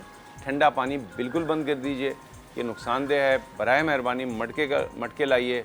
वो जो मटके बनाने वाले हैं वो भी बेचारे पता नहीं कहाँ चले गए या जा रहे हैं, तो उनको भी ज़िंदा रहना है। आप उस कुमार को भी ज़िंदा रखिए, अपनी सकाफ़त को भी ज़िंदा रखिए। सुराही ले लीजिए, मटका ले लीजिए और उसका पानी पीजिए। वो पीएच लेवल पे बहुत बेहतरीन होता है, लिहाजा आपको 1 से 2 गिलास पानी पानी की सफाई और उसके पीएच लेवल पे परेशान नहीं होना होगा अगर आप मटके का पानी पीते हैं। तो आपने सादा पानी पीना है, लेकिन अगर वो थोड़ा सा गर्म सा हो तो बहुत अच्छा है, ये बहुत बेहतरीन काम हो जाएगा। तो पहले हमने लगाया मुद्रा। अब इसका कुछ आसन है, पोस्चर्स हैं जो कि बहुत ज़रूरी हैं, और उनमें से एक जो आसन है वो तो बहुत ही सिंपल है, इसको कहते हैं सुख आसन। दिल के मरीजों को चाहिए कि वो कभी ना कभी शाम के वक्त, दोपहर के वक्त, दिन के वक्त, जब उसको मौका मिले आराम से बैठें, कमर सीधी रखें और बिल्कुल रिलैक्स रहें। और इस रिलैक्सेशन में क्या करें, सांस लें और फील करें कि एनर्जी आ रही है, पूरे जिस्म में गई, और फिर आप जब एक्सहेल करें तो फील करें कि बॉडी में से तमाम नेगेटिव इमोशंस, फीलिंग, थॉट्स, तमाम नेगेटिव थॉट जो हैं वो निकल के यूनिवर्स में जा रहे हैं। फिर यूनिवर्स से एनर्जी लें और फिर अपने जिस्म के अंदर कुछ देर रखें और फिर निकाल दें। लेकिन जो दिल के मरीज़ हैं उनको कमभाग या होल्ड नहीं करना है। सांस लेने के बाद रोकना नहीं है, निकालने के बाद रोकना नहीं है। तो ये एहतियात रखिएगा। सांस लीजिए, उसको जिस्म में पूरी तरह लेके जाइए, भरिए और निकाल दीजिए। अब आइए एक और सिंपल एक्सरसाइज है जो कि बैठे बैठे होगी, और ये बहुत लाइट एक्सरसाइज है। ठीक है, आपने क्या किया, अपने दोनों हाथों को इस तरह रखा। ये एक, मैं कह सकता हूँ कि ये ताई ची से ज़्यादा ताल्लुक़ रखती है रादर देन योगा के। आराम से हाथों को यूँ रखें, एक गहरी सांस लेते हुए दोनों हाथों को इस तरह पीछे की तरफ लेके जाएं। आप देखें कि हाथ एल्बो नीचे नहीं है, बिल्कुल लेवल पे, और निकालते हुए इसको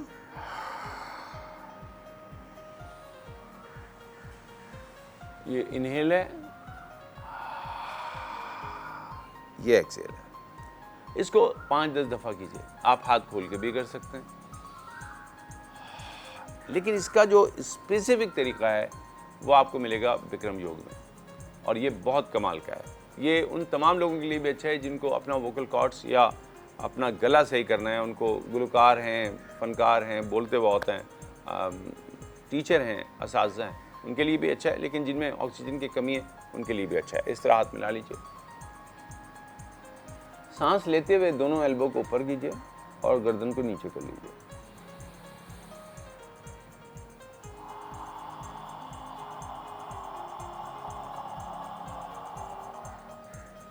सांस निकालते हुए हमने ऊपर जाना है, सांस लेते हुए नीचे, इनहेल, और एक्सहेल करते हुए जितना गर्दन सीधी कर सकते हैं सीधे करके एक्सहेल कीजिए देर तक।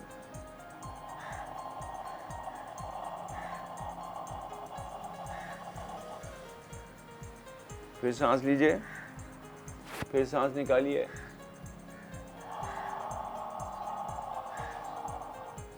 जिन लोगों को सर्वाइकल है ऑलरेडी उनके लिए मुनासिब नहीं है। ये वर्टिगो वालों के लिए तो मुनासिब हो सकती है, थोड़ी सी वर्टिगो में भी नुकसान ही करेगी क्योंकि चक्कर आएंगे, लेकिन गर्दन के अमराज में इसको इस तरह ना कीजिए, बहुत ज़्यादा स्ट्रेच करना पड़ेगा। तो फिर क्या तरीका है, बहुत आसान है। और ये भी नहीं होता तो फिर यूं कीजिए,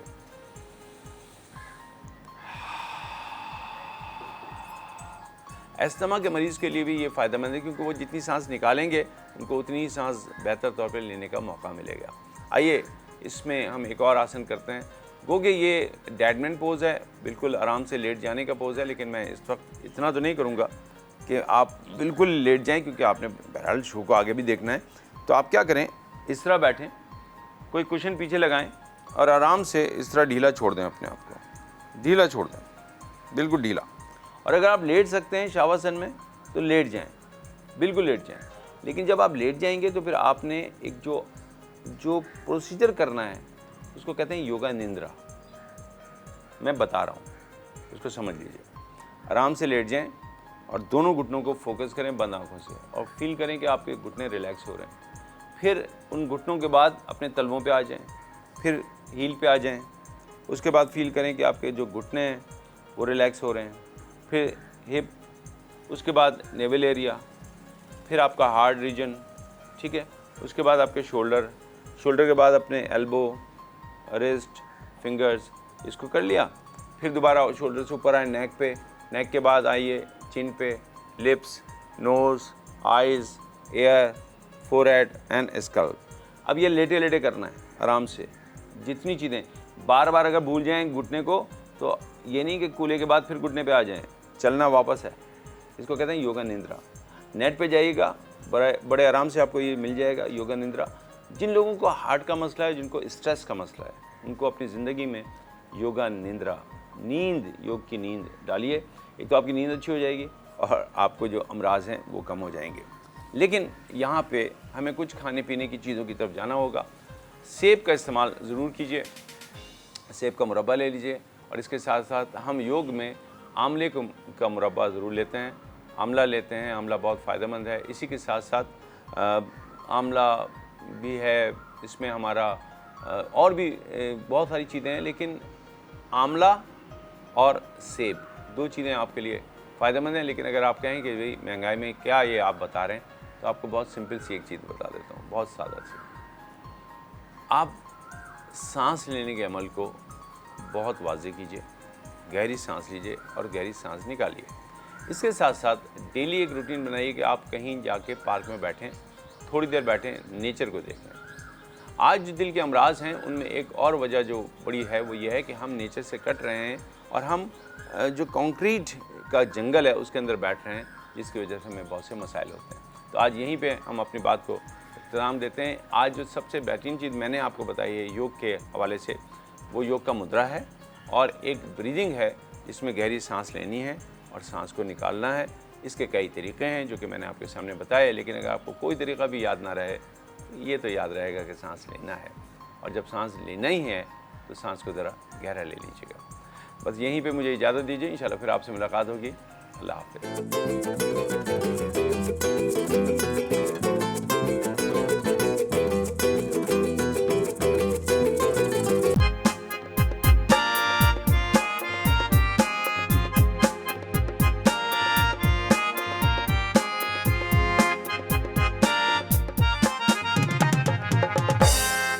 वेलकम बैक ख़वातीन और हज़रात, आप देख रहे हैं द मॉर्निंग स्टार। एक बार फिर आपको शो में वेलकम कहते हैं। वक्त हुआ जाता है अब कुछ मज़ेदार खाना पकाने का, हमारी किचन क्वीन के साथ शेफ नौरीन। अस्सलाम वालेकुम, गुड मॉर्निंग। गुड मॉर्निंग, कैसी हैं आप? मैं बिल्कुल ठीक हूँ, वैसे ही है इस पर। हाँ, आज आप अपनी फेवरेट चीज़ बना रही हैं। मैं अपनी फेवरेट नहीं, मैं किसी और की फेवरेट बना रही हूँ। किसकी? बहुत सारे हैं हमारे जानने वाले लोग। मैं ये कि निदा की और फातिमा की कहने पे बना रही हूँ कड़ी। कड़ी बना रही हाँ, हैं। पंजाबी कड़ी है, इट्स वेरी डिफरेंट, थोड़ा उनका तड़का डिफरेंट होता है और इसको थोड़ा सा मसाले में एंड टोमेटोज में बनती है कड़ी। तो मैं कहती हूँ आज वो बना देते हैं, क्योंकि सारे डाइट कर रहे हैं ना आजकल, डाइटिंग पे सब बहुत जोर है, तो सब चमचे से पीते लेमन डाल के, तो मैं कहती चलो ये बना देते हैं। अरे वाह, very nice, please start. Okay, अच्छा इसके लिए मुझे चाहिए, मैंने इसमें मतलब देखिए मैं आपको बता देती हूँ, मैंने इसमें 1 kg योगर्ट लिया था, ठीक है। 1 kg योगर्ट में मैंने ये वाले जो हमारे सर्विंग स्पून्स होते हैं सालन निकालने वाले, ये मैंने 4 ले लिए थे, इनको लेवल कर लिया था, ठीक है, बेसन के। और फिर मैंने इनको दही में डाल के इसको ब्लेंड कर लिया था, ठीक है, समझ रहे हैं। 1 किलो दही में ये वाले 4 स्पून बेसन के, और फिर मैंने इसको ब्लेंड कर लिया दही के साथ, और उसमें 1 इंच अदरक का टुकड़ा डाल दिया था, ठीक है। उसको ब्लेंड करके फिर मैंने इसको पकाने रख दिया था। ये जब से पक रही है, हम कम से कम 3 से 4 घंटे ये पकती रहेगी, तो उसका थोड़ा सा टेस्ट आएगा। कंसिस्टेंसी ना पतली है ना ज़्यादा गाढ़ी होगी। जब फुल्कियाँ डलेंगी तो वैसे भी वो सोक कर लेता उसमें, तो ये हमारी सुबह से पक रही है, समझें, ठीक है। ये मैं आपको बता दिया। अच्छा, इसकी एक डिफरेंट चीज़ ये होती है पंजाबी कड़ी की, कि इसमें मैंने लिए 3 टमाटर, उसको मैंने ब्लेंड कर लिया था, और 1 प्याज, ठीक है, उसको भी मैंने ब्लेंड कर लिया था, तो ये इस तरह से ब्लेंड हो गया था, ठीक है। इसमें ये डल जाता है क्योंकि ये जब हम इसमें को पकाएंगे, फिर हम ये जो पका हुआ टमाटर एंड प्याज का जो ये बनेगा, तो हम ये कड़ी के अंदर ऐड कर देंगे। तड़का अलग से जाएगा, लेकिन हम पहले ये इसमें ऐड कर देंगे, ठीक है। अच्छा, जो इसमें और इंग्रेडिएंट्स मैं आपको बता दूं, इसमें इमली का पल्प जाएगा, ठीक है, खीरा तो लाइक प्रेजेंटेशन के लिए, सोडा है, अंडे उबले हुए। अच्छा, जो हम इसका जो बैटर बनाएंगे बेसन का, उसमें हम डालेंगे आलू को, बिल्कुल हमने ये देखें जूलियन काट के रखा हुआ है, 1 आलू जाएगा, 2 प्याज जाएंगे स्लाइस करके, अंडे उबले हुए 2 जाएंगे, इनको थोड़ा सा चॉप कर लीजिएगा। बाकी हरी मिर्चें, हरा धनिया, प्याज, सफ़ेद ज़ीरा, थोड़ा सा चाट मसाला, लाल मिर्च का पाउडर, नमक, थोड़ा सा हल्दी का पाउडर, और थोड़े से करी लीव्स हम डालेंगे इसके, जो हम बेसन का पकौड़ों का बैटर बनाएंगे उसमें ये सब डलेगा, ठीक है। अच्छा, कड़ी हमारी पक रही है, इसको बिल्कुल मैं टच नहीं करूँगी, हम आ जाते हैं मसाले की तरफ। तो हम सबसे पहले हमने क्या किया, फ्लेम ऑन किया, इससे मैंने 3 टेबलस्पून ऑयल डाला हुआ है ऑलरेडी, और इससे मैंने टोमेटो और प्याज का जो मैंने ब्लेंडेड रखा हुआ था वो मैंने इसके अंदर ऐड कर दिया। इसमें मैं डालूंगी अब कुटी हुई लाल मिर्चें लाइक 1/4 टीस्पून। नमक इसमें जाएगा 1/4 टीस्पून। इसमें नमक मैं इसलिए कम डालूंगी, कड़ी में ऑलरेडी नमक मैं डाल चुकी हूँ 1.5 टेबल स्पून। ठीक है, तो हम इसको पकाएंगे और साथ साथ मैं इसमें डालूंगी थोड़ी सी, ज़्यादा नहीं, मतलब 3 से 4 ये हरी मिर्चें जो थोड़ी सी चॉप करके हमने यहाँ रखी हुई हैं, ये इसके अंदर जाएंगी और ये कड़ी पत्ते इसके अंदर जाएंगे। बस ये थोड़ा सा मसाला इसका बिल्कुल ड्राई हो जाएगा तो फिर हम इसके अंदर ये ऐड कर देंगे। फिर हम आ जाएंगे अपने फ्रिटर्स की तरफ, मतलब पकौड़ों की तरफ।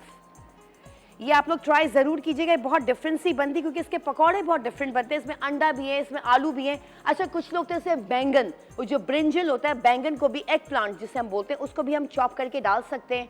इसमें आप लोग भिंडी को भी चॉप करके डाल सकते हैं। मतलब कुछ भी आप लोग सब्जियां जो आप लोगों को पसंद हो, आप लोग इसके बेसन में ऐड कर सकते हैं। लेकिन मैंने सिर्फ इसमें अंडा और आलू ऐड किया है। चलें जी, ये हमारा मसाला इतने। अच्छा, इसके साथ उबले हुए चावल मैंने पहले से उबाल के रख दिए थे। ये ½ kg चावल है। ठीक है, इनको उबाल लें, जैसे नॉर्मल चावल हम स्टीम करते हैं, इस तरह से हमने ये राइस बना के रख दी थी। इसके ऊपर मैंने हरा धनिया, जीरा और कड़ी पत्ते का तड़का लगा दिया था। ठीक है, ये हमारा हो गया। चलें, इतने ही हमारा मसाला हो रहा है, हम आ जाते हैं अपने बेसन की तरफ। अच्छा, इसमें क्या करना है, मैंने बेसन ले लिया था। ठीक है, ये ½ kg बेसन है। इसको मैंने अच्छी तरह से हैंड बीटर से ब्लेंड कर लिया था। अब हम इसमें ऐड करेंगे ये नमक। ठीक है, ये इसमें नमक जाएगा अराउंड 1 टीस्पून। थोड़ी सी मैं हल्दी डालूंगी कलर के लिए। ठीक है, लाल मिर्च का पाउडर इसमें जाएगा। सफ़ेद ज़ीरा हम इसमें ऐड करेंगे। ठीक है, और ये जो प्याज है मैंने स्लाइस करके रखी थी, ये इसके अंदर जाएगी। थोड़ी सी हम और डालेंगे, बाकी हम तड़के में यूज़ करेंगे। इसमें प्याज जाएगी ये। ठीक है, अच्छा जी, हरा धनिया इसमें काफ़ी सारा जाएगा, पूरा 1 कप इसमें हरा धनिया डालेंगे, लाइक एक बंच, उसको चॉप कर लीजिएगा। ठीक है, ये हम यहाँ रख देते हैं। अच्छा जी, अब इसमें जाएंगे थोड़े से करी लीव्स इसमें मैं डालूंगी। ठीक है, हरी मिर्चें इसके अंदर ऐड होंगी 4 से 5। अच्छा, ये सोडा है, ये इसके अंदर जाएगा 1/4 टीस्पून। ठीक है, 1/4 टीस्पून, ज़्यादा नहीं डालिएगा, ज़्यादा डालेंगे तो आपका ये जो फ्रिटर्स होंगे वो फट जाएंगे ऑयल में। ठीक है, अच्छा, ये है थोड़ा सा मेरे पास गार्लिक एंड जिंजर पाउडर, ये हम इसके अंदर ऐड करेंगे। ठीक है, और ये आ गया अंडा जो हमने उबाल के रखा था, ये हम इसमें डाल देंगे। चलें, ये मैंने अभी इसमें एग डाला है। ठीक है, हम चलते हैं छोटे से ब्रेक पे, कहीं जाइएगा नहीं।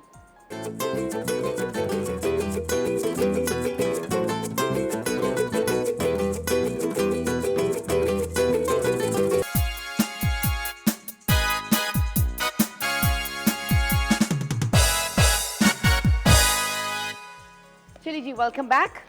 अच्छा, मैं ब्रेक पे जाने से पहले मैंने इसमें अंडा उबला हुआ जो मैंने आपको कहा था चॉप करके रखा था, वो मैंने डाला है। और मैंने इसमें एक आलू जो मैंने जूलियन काट के रखे थे वो मैंने इसमें ऐड कर दिए। और हरा धनिया, हरी मिर्चें मैंने इसमें ऐड करी हैं। और थोड़ी सी लाल मिर्च का पाउडर और थोड़ी सी लाल कुटी हुई मिर्च मैंने इसमें ऐड कर दी है। ठीक है, ये इस तरह से हमारा ये बैटर रेडी हो गया है। चले जी, अब हमारा ये मसाला भी भुन गया है, देखें इस तरह से। अब हम क्या करेंगे, यही मसाला हमने, ये जो कड़ी हमारी पक रही है, ये हम इसके अंदर, ये वाला मसाला हम इसके अंदर ऐड कर देंगे इस तरीके से। ठीक है, ये मसाला इस तरह से इसके अंदर ये चला जाएगा लाइक दिस। ये बहुत डिफरेंट बनती है, आप लोग ज़रूर ट्राई कीजिएगा प्लीज़। अच्छा, ये हम इतने ऑयल भी यहाँ रख देते ताकि इतने ये ऑयल गर्म होगा तो हम अपने फ्रिटर्स बना लेंगे। ये देखें, ये इसका कलर ही बदल गया, अगर कोई दिखा सकता है ऊपर से तो दिखा दें। देखें कितनी ज़बरदस्त सा ये कलर बन गया इसमें, टोमेटोज़ एंड प्याज का जो मैंने इसमें बना के डाला है, तो ये बहुत डिफरेंट बनती है। अच्छा, इसके साथ साथ मैं इसमें डालूंगी ये इमली का जो पल्प है। ठीक है, ये इसमें 1 कप जाएगा, ये इसके अंदर चला जाएगा। क्योंकि दही, अच्छा, जब भी आप लोग कड़ी बनाए, दही हमेशा 1-2 दिन पुराना लीजिएगा, जो कि ज़्यादा खट्टा होता है, वो लीजिएगा, उससे और बहुत अच्छा टेस्ट आता है। और कड़ी जिस दिन बनती है उस दिन तो टेस्ट आता ही है, लेकिन अगर 1 दिन 2 दिन पुरानी हो तो उससे डबल टेस्ट आ जाता है कड़ी का। जैसे बासी रोटी होती है, उसका सुना है बड़ा अच्छा टेस्ट आता है। क्यों शेख साहब, मैं सही बोल रही हूँ ना? हमारे कैमरा मैन बहुत अच्छे हैं, फैमिली की तरह हैं। तो मैं उनसे पूछी थी कि बासी रोटी, क्योंकि मेरी नानी दादी वो बासी रोटी दूसरे दिन वो लोग खाते थे, तो मैंने उनको देखा है तो कहते थे इनका ज़्यादा अच्छा टेस्ट होता है। चले जी, इसको हम पकने देते हैं और अब आ जाते हैं अपने हम फ्रिटर्स की तरफ। इसको हम ढक देते हैं और इसकी आंच जो है हम थोड़ी बढ़ा देते हैं। आज आंच मुझे लग रहा है थोड़ी सी कम आ रही है, आई डोंट नो व्हाई, लेकिन चलें। इतने ही हमारा ऑयल गर्म होता है, हम इसको अच्छी तरह, और जितना ही आप लोग अच्छा फेंटेंगे उतने पकौड़े फ्रिटर्स आपके फूलेंगे। और अंदर जैसे घुटलियां रह जाती हैं वो इसलिए रह जाती हैं कि आप लोग मोटे मोटे हमेशा छोटे छोटे पकौड़े डालें, और इसको जितना फेंटेंगे तो आपकी घुटलियां अंदर पकौड़ों में नहीं रहेंगी, वो भी पक जाएंगी। क्योंकि अक्सर मैंने देखा पकौड़े इतने मोटे मोटे ये लोग बना लेते हैं और फिर उसने कड़ी में डाले, जब आपने ऊपर से तो खा लिया, नीचे बीच में जो गोल सा बॉल बनी हुई होती है हार्ड, तो वो नहीं होगी। जितना आप लोग इसको अच्छा फेंटेंगे आपके बॉल्स नहीं बनेंगे। और कोशिश करें कि छोटे छोटे फ्रिटर्स बनाइए, इतने बड़े बड़े बॉल्स की तरह ना बनाएं। चलिए जी, इसको हम अच्छी तरह हमने मिक्स करना है इस तरीके से। अच्छा, थोड़ा सा मैं इसमें चाट मसाला ऐड करूंगी, और ये जो कड़ी पक रही है ना, मैं इसमें थोड़ा सा गरम मसाला ऐड करूंगी, ठीक है। थोड़ा सा गरम मसाला, अराउंड 1/4 टीस्पून मैंने इसमें गरम मसाला ऐड किया, पाउडर, ठीक है। क्योंकि साबुत वो जो मुंह में आता है वो मुझे बिल्कुल नहीं पसंद। बहुत से लोगों का मैंने सुना है कि वो मुंह में इलायची आ जाती है, या सिनेमन स्टिक आ जाती है, बे लीफ, जो भी ब्लैक पेपरकॉर्न्स आ जाते हैं। तो हमेशा आप लोग पाउडर डाल दिया करें, तो वो मुंह में नहीं आएगा, लुकमा भी आपका ख़राब नहीं होगा, क्योंकि अजीब सा टेस्ट आ जाता है अगर इलायचियाँ एक साथ आ जाएँ या काली मिर्च आ जाए साबुत, तो वो अजीब सा हो जाता है। चले जी, इसको हमने अच्छी तरह मिक्स करना है यूं करके। इतने हमारा भी ऑयल, या आँच थोड़ी सी कम आ रही है, ऑयल थोड़ा सा टाइम लग रहा है इसको प्री हीट होने में। आजकल लोड शेडिंग बहुत हो रही है, आई थिंक गैस शेडिंग भी कहते हैं, क्या कहते हैं, वही गैस का भी कोई मसला चल रहा होगा, आई डोंट नो, अल्लाह रहम करे बस। चले, इतना हमारा ऑयल गर्म हो रहा है, हम थोड़ी सी यहाँ प्रेजेंटेशन कर देते हैं। लाइक मैं खीरा यहाँ साइड में सजा देती हूँ, क्योंकि सर आपको पता है आई कैचिंग डिशेस अच्छी लगती हैं, और खीरा तो वैसे ही बहुत ही ज़्यादा हेल्दी है, एंड आई लव क्यूकम्बर। इसका आप लोग ड्रिंक्स बना सकते हैं। मतलब जैसे आपने एक खीरा ले लिया, उसमें आपने काट लिया छिलके के साथ, फिर आपने ब्लेंडर में पानी डाला, खीरा डाला, मतलब 1 गिलास पानी तो उसमें 1 खीरा हो गया, थोड़े से पुदीने के पत्ते, नींबू का रस हो गया, और आपका काला नमक, और 3 से 4 से 6 अंगूर, जो हरे अंगूर होते हैं वो डाल दें, उसको ब्लेंड करें और आप लोग पिए बर्फ़ के साथ। उफ, यू विल लव इट। ये सारे समर ड्रिंक्स हैं, ये बहुत मज़े के लगेंगे, हेल्दी भी लगेंगे, और प्याज भी ज़्यादा नहीं लगती, और ये बहुत अच्छे होते हैं। आपका खीरा जो है तो है ही बेस्ट। चलें जी, हमारा खीरा भी तो रेडी हो गया है, हम आते हैं अपनी इसकी तरफ। थोड़ा सा ये हुआ है, चले मैं डाल के देखती हूँ क्या करना है। अच्छा जी, ये हमने इसमें लिया थोड़ा सा, ठीक है, ये हम एक साइड से डालेंगे। अभी ऑयल थोड़ा सा गर्म हो रहा है, लेकिन चले मैं जैसे डाल सकती हूँ, इतना कोई वो नहीं है। छोटे छोटे हम इसमें पकौड़े डालते हैं। फिर मैं काम करती हूँ, मैं हाथ से डालती हूँ इसको, ताकि वो फिर एक साइज के बन जाए। चलें, इतने में पकौड़े इसमें डाल रही हूँ फ्राई करने के लिए। हम चलते हैं छोटे छोटे से ब्रेक पे, कहीं जाइएगा नहीं।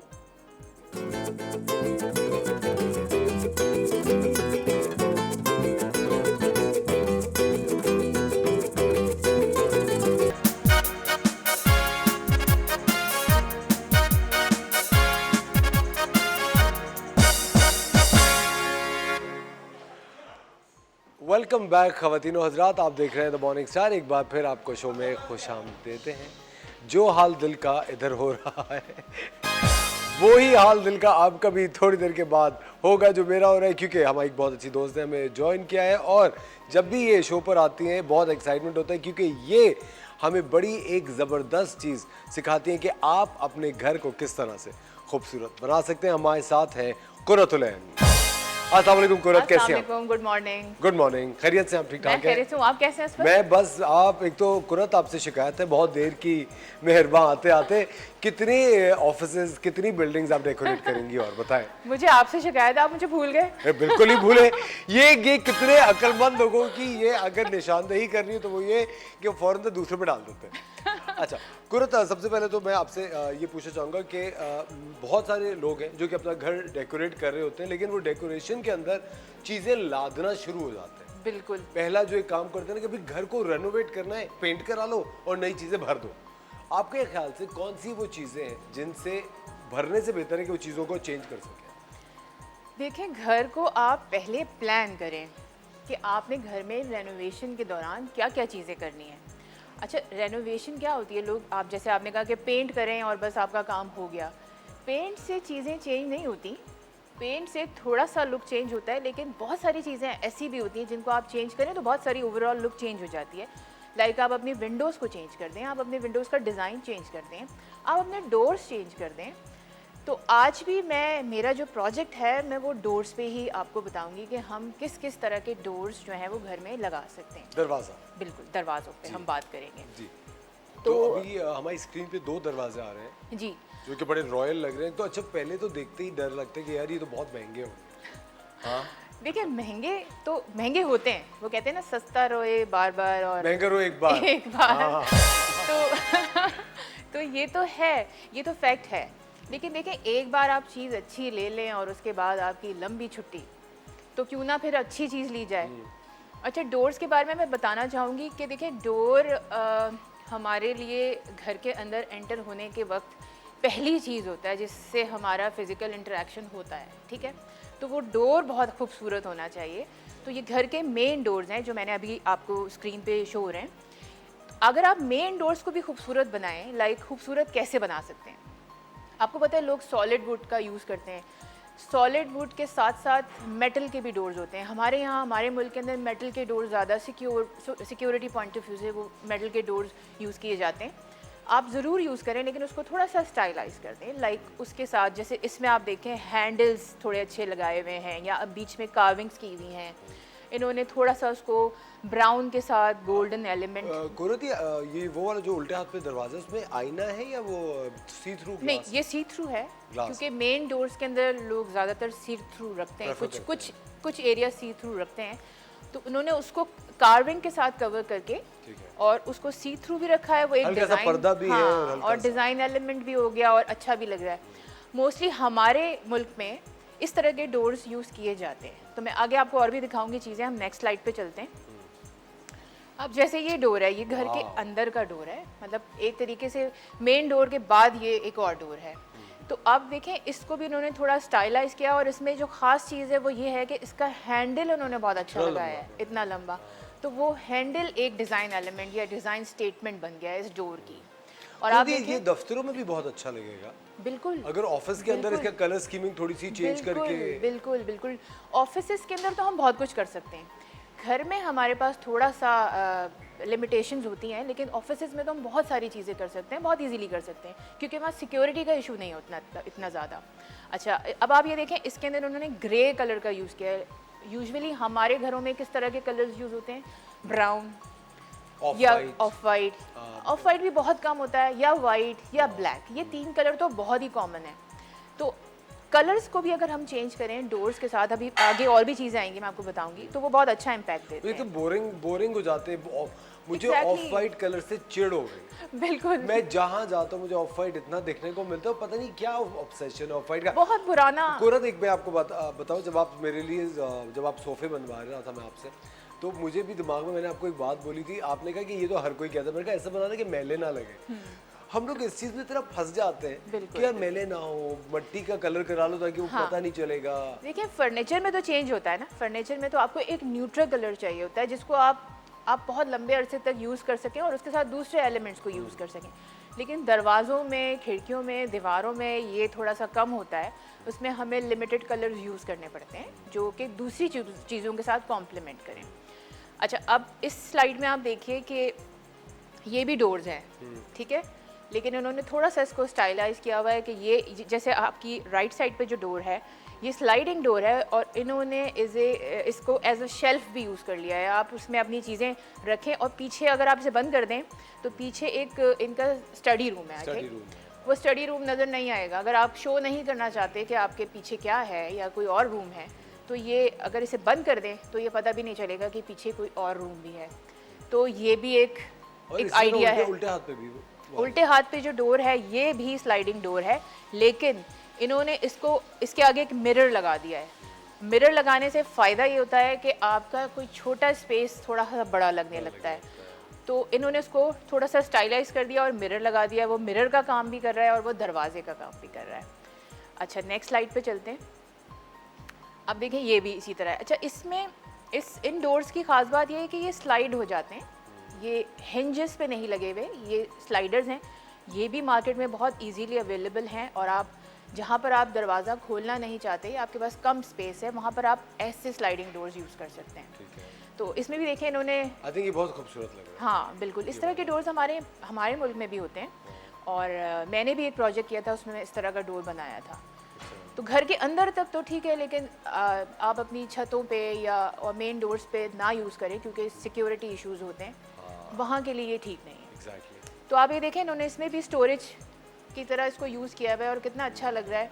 कुरत, कि ये जो आपकी- उल्टे हाथ पे जो दरवाजा है, इसके अंदर आप इसको और खूबसूरत बनाने के लिए पुरानी तस्वीरें भी तो लगा सकते हैं। बिल्कुल लगा सकते हैं, है ना? कुछ भी कर फैमिली सकते पिक्चर्स हैं, लगा सकते हैं। फैमिली पिक्चर्स लगा सकते हैं आप, इसमें इसके कलर्स को चेंज कर सकते हैं, ग्लास को हटाकर सी थ्रू ग्लास सी लगा थ्रू ग्लास लगा सकते हैं, बहुत कुछ कर सकते हैं।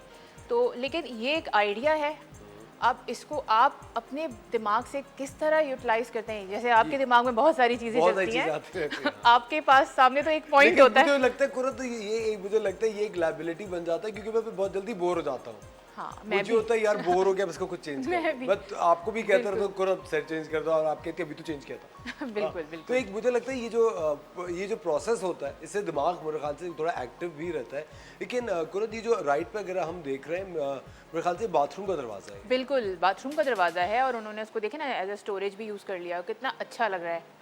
और Intelligent। दरवाज़ा भी हो गया और आपकी स्टोरेज स्पेस भी निकल आई। तो नेक्स्ट स्लाइड पे चलते हैं। अच्छा अब ये Very देखें, ये एक किसी जगह का मेन डोर है और इन्होंने इसके ऊपर एक बड़ा खूबसूरत सा हैंडल लगाकर इसको इन्हेंस कर दिया इस डोर को। और इस डोर में कुछ भी नहीं है, और तो ये सिंपल हैंडल्स आसानी मिल जाते हैं। मिल जाते हैं और आप ऑर्डर पे बनवा भी सकते हैं। और बहुत इजीली हमारे मुल्क में हर चीज़ अवेलेबल है। आपको थोड़ी सी ज़रूरत है देखने की, आप भागदौड़ करने निकलें, की। हाँ मार्केट में निकलें, आपको सब कुछ अवेलेबल है। तो आप देखिए सिंपल सा ग्लास डोर है, आप जो सी थ्रू डोर की बात कर रहे थे, उसमें सिर्फ इन्होंने एक खूबसूरत सा हैंडल लगाकर इसको एक नेक्स्ट लेवल पे पहुंचा दिया है। और बड़ा रॉयल लग रहा है, रॉयल महंगा लग रहा है। आई एक्सपेंसिव थिंक आप जरा सा कुछ चेंजेस करते हैं तो आपकी जो एक नॉर्मल सी चीज़ है वो बड़ी एक्सपेंसिव, महंगी लगने लगती है, और आप ओवरऑल भी बड़ा फ्रेश महसूस करते हैं। वक्त हो जाता है एक छोटे से ब्रेक का। कुरतुल्लाह हमारे साथ है, मिलते हैं आपसे थोड़ी सी देर में।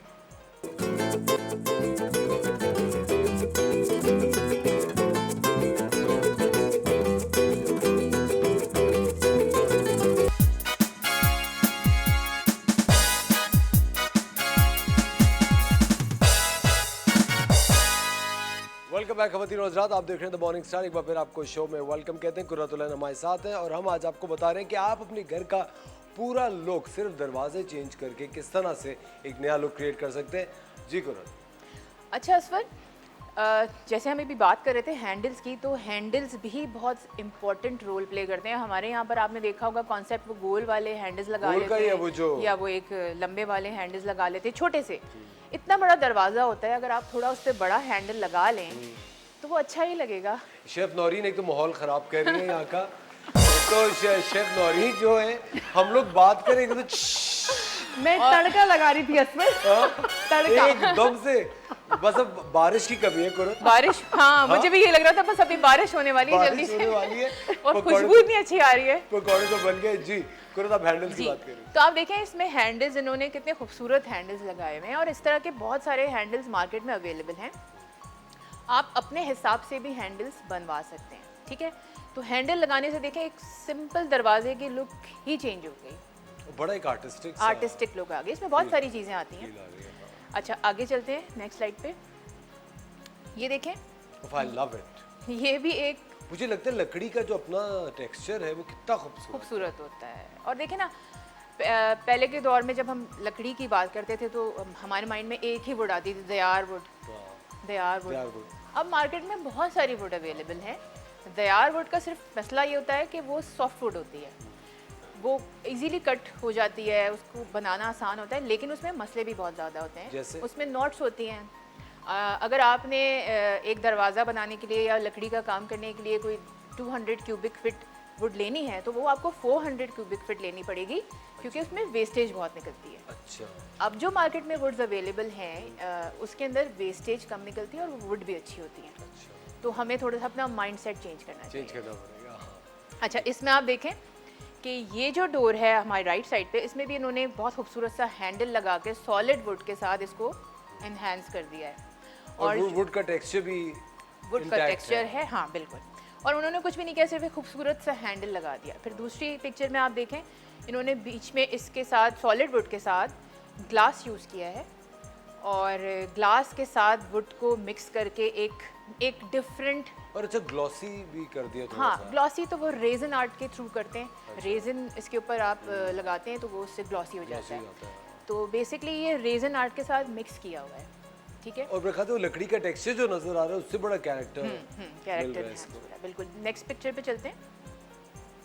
ये आपको मैंने पहले भी दिखाया था कि इस तरह के डोर्स भी मार्केट में मैं एल्युमिनियम के, इस्तांबुल में कभी भी अगर कुरतुलैन जाता हूँ ना, तो वहाँ पे जो बैल्कनी के कैफेज होते हैं उनमें ये दरवाज़ा बहुत कॉमन है। बारिश होती है या ठंड होती है तो वो खींच देते हैं, और जब नहीं होती तो पूरा खोल देते हैं। ये इसी तरह बहुत इसका convenient फ़ायदा यही है कि आप इसे खोल दें तो ये बिल्कुल दीवार के साथ इंटैक्ट हो जाएगा और आपके लिए पूरी स्पेस निकल आएगी, खुल जाती है। बट एक डिवाइडर के तौर पे ये यूज़ काम कर हैं, सकता बिल्कुल। है। अच्छा, ये भी बड़े कॉमन डोर्स हैं जो हमारे यहाँ पर, ये टिपिकल पाकिस्तानी दरवाजे हैं। मैं अब थोड़ा सा पाकिस्तान की तरफ आ रही हूँ कि हमारे यहाँ पर इस तरह के डोर्स यूज़ किए जाते हैं, जो कि हमें थोड़ा सा अपना माइंड चेंज करना चाहिए। आगे चलते हैं। ये भी हमारे यहाँ पर बहुत कॉमन डोर्स हैं, ठीक है, लेकिन ऐसे डोर्स होते हैं और अच्छे भी लगते हैं। ये बहुत अच्छा, सोबर, मुझे ना पहले वाला ज्यादा अच्छा लगा, जो चार खाने नहीं बने हुए थे। वाले, हाँ। मुझे वो तो अच्छे लगते हैं। मुझे ऐसा लगता है कि अगर उनके ऊपर ये वाले जो दरवाजे हैं ना, कुरत, मुझे ऐसा लगता है कि अगर इनके ऊपर हम वो कर देना चौक पेंट वगैरह, तो बहुत खूबसूरत तो लगेगा, बहुत खूबसूरत बहुत खूबसूरत लगेगा। और जो नेक्स्ट पिक्चर थी हमारी, उसमें जो ग्लास लगा है वो थोड़ा सा, वो पैटियो वाला, हाँ, ये पैटियो उसके लिए बड़ा लेकिन ये रिस्की भी होता है, इसको देखकर चलना पड़ता है कि आप इसके अगर अंदर ही ना घर में चले आपके जाएं। छोटे बच्चे हैं तो तो ये फिर- दरवाजा तो टूट ही जाएगा। बिल्कुल टूटेगा, बिल्कुल टूटेगा। अच्छा, ये देखिए, अब कॉन्सेप्ट चेंज करने की बात है कि हम कलर्स की तरफ क्यों नहीं आते। ये एक कलर अगर हमने अपने मेन डोर पे कर दिया तो कितनी लुक चेंज हो जाती है, बिल्कुल सही कितना अट्रैक्टिव लगता है। दिल चाहता है आप बार बार इस दरवाजे से अंदर जाएं और बार बार इस दरवाजे से बाहर आएं। तो ये देखें, अगर कोई गुस्से से इस दरवाजे से आपको बाहर भी निकाले तो आप आराम से चले जाएं। आपका गुस्सा चला जाएगा। देखें, शेप भी चेंज है इसमें। इस पिक्चर में देखें ग्रीन में कि इसका डोर का शेप भी चेंज है और कलर स्कीम तो आप देख ही रहे हैं। तो हमें चाहिए कि हम इस तरह की चीज़ों को अपने घरों में यूज़ करें। अच्छा, अब ये देखें, ये पिक्चर है और इसमें आपको क्या दिख रहा है, मैं अब आपसे पूछती हूँ। मुझे इसमें एक वॉकवे और सामने आईना है।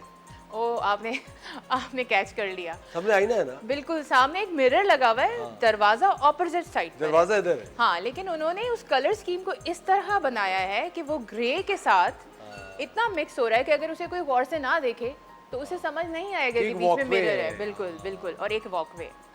अब ये देखें, सेम कलर स्कीम के साथ भी आप दरवाज़ों को यूज़ कर सकते हैं। लाइक आपने किसी एक कॉर्नर को इन्हेंस करने के लिए उसके डोर को भी सेम पेंट कर दिया, तो आप देखें कितना अच्छा लुक दे रहा है। ठीक है, ज़रूरी नहीं है, लोग सोचते हैं कि सारे दरवाजे एक जैसे कर दें, ये ज़रूरी नहीं है, ये बिल्कुल ज़रूरी नहीं है। अगेन देखें, ग्रे डोर्स भी बहुत खूबसूरत लगते हैं। आप अपने घरों में अच्छा लग रहा है, बिल्कुल अच्छा लग रहा है, स्लीक सा लग रहा है। स्लीक सा, बिल्कुल। आप थोड़ा सा कॉन्सेप्ट चेंज करने की बात है कि हम थोड़े से कलर्स को अपने घरों के अंदर इनकॉर्पोरेट करें। अगेन ये भी वही दरवाजे हैं, ये सिर्फ और सिर्फ मैंने दिखाने के लिए रखे हैं कि ये एल्युमिनियम, मेटल और वुड, ये तीनों लेकिन चीज़ें। कुरत, मैंने सुना है कि एल्युमिनियम के जो दरवाजे होते हैं वो महंगे होते हैं, ज़्यादा लकड़ी से ज़्यादा महंगे होते हैं। नहीं, लकड़ी अब सॉलिड वुड में जाएंगे तो वो बहुत महंगी होती है, लेकिन आप जो चीपर रेट्स में आजकल हमें डोर्स मिल रहे हैं जो चाइना से इंपोर्ट हो रहे हैं, या इंजीनियरिंग वुड होती है जो कि कंप्रेस करके वुड से बनाए जाते हैं, वो सस्ते होते हैं। सस्ते होते हैं। और एल्युमिनियम के जो होते हैं वो, एल्युमिनियम का कॉन्सेप्ट मैं आपको एक बात बताऊं, आपने देखा होगा कि लोग चौखट जो है वो एल्युमिनियम की या मेटल की लगा रहे होते हैं टर्माइट से बचने के लिए या दीमक से बचने के लिए। तो उसका भी अब एक तरीका आ गया है। पहले लोग ज़मीन के अंदर ही चौखट लगाया करते थे, मिट्टी के अंदर, तो वो डायरेक्टली जो दीमक होती थी वो मिट्टी से उसके अंदर लग जाया करती थी। अब ये होता है कि आप उसे फुल फिनिश करके अपने फ्लोर को फिनिश करें, टाइल्स भी लगाएं और उसके बाद आप चौखट लगाएं, कुछ भी नहीं होगा, कभी भी कुछ नहीं होगा।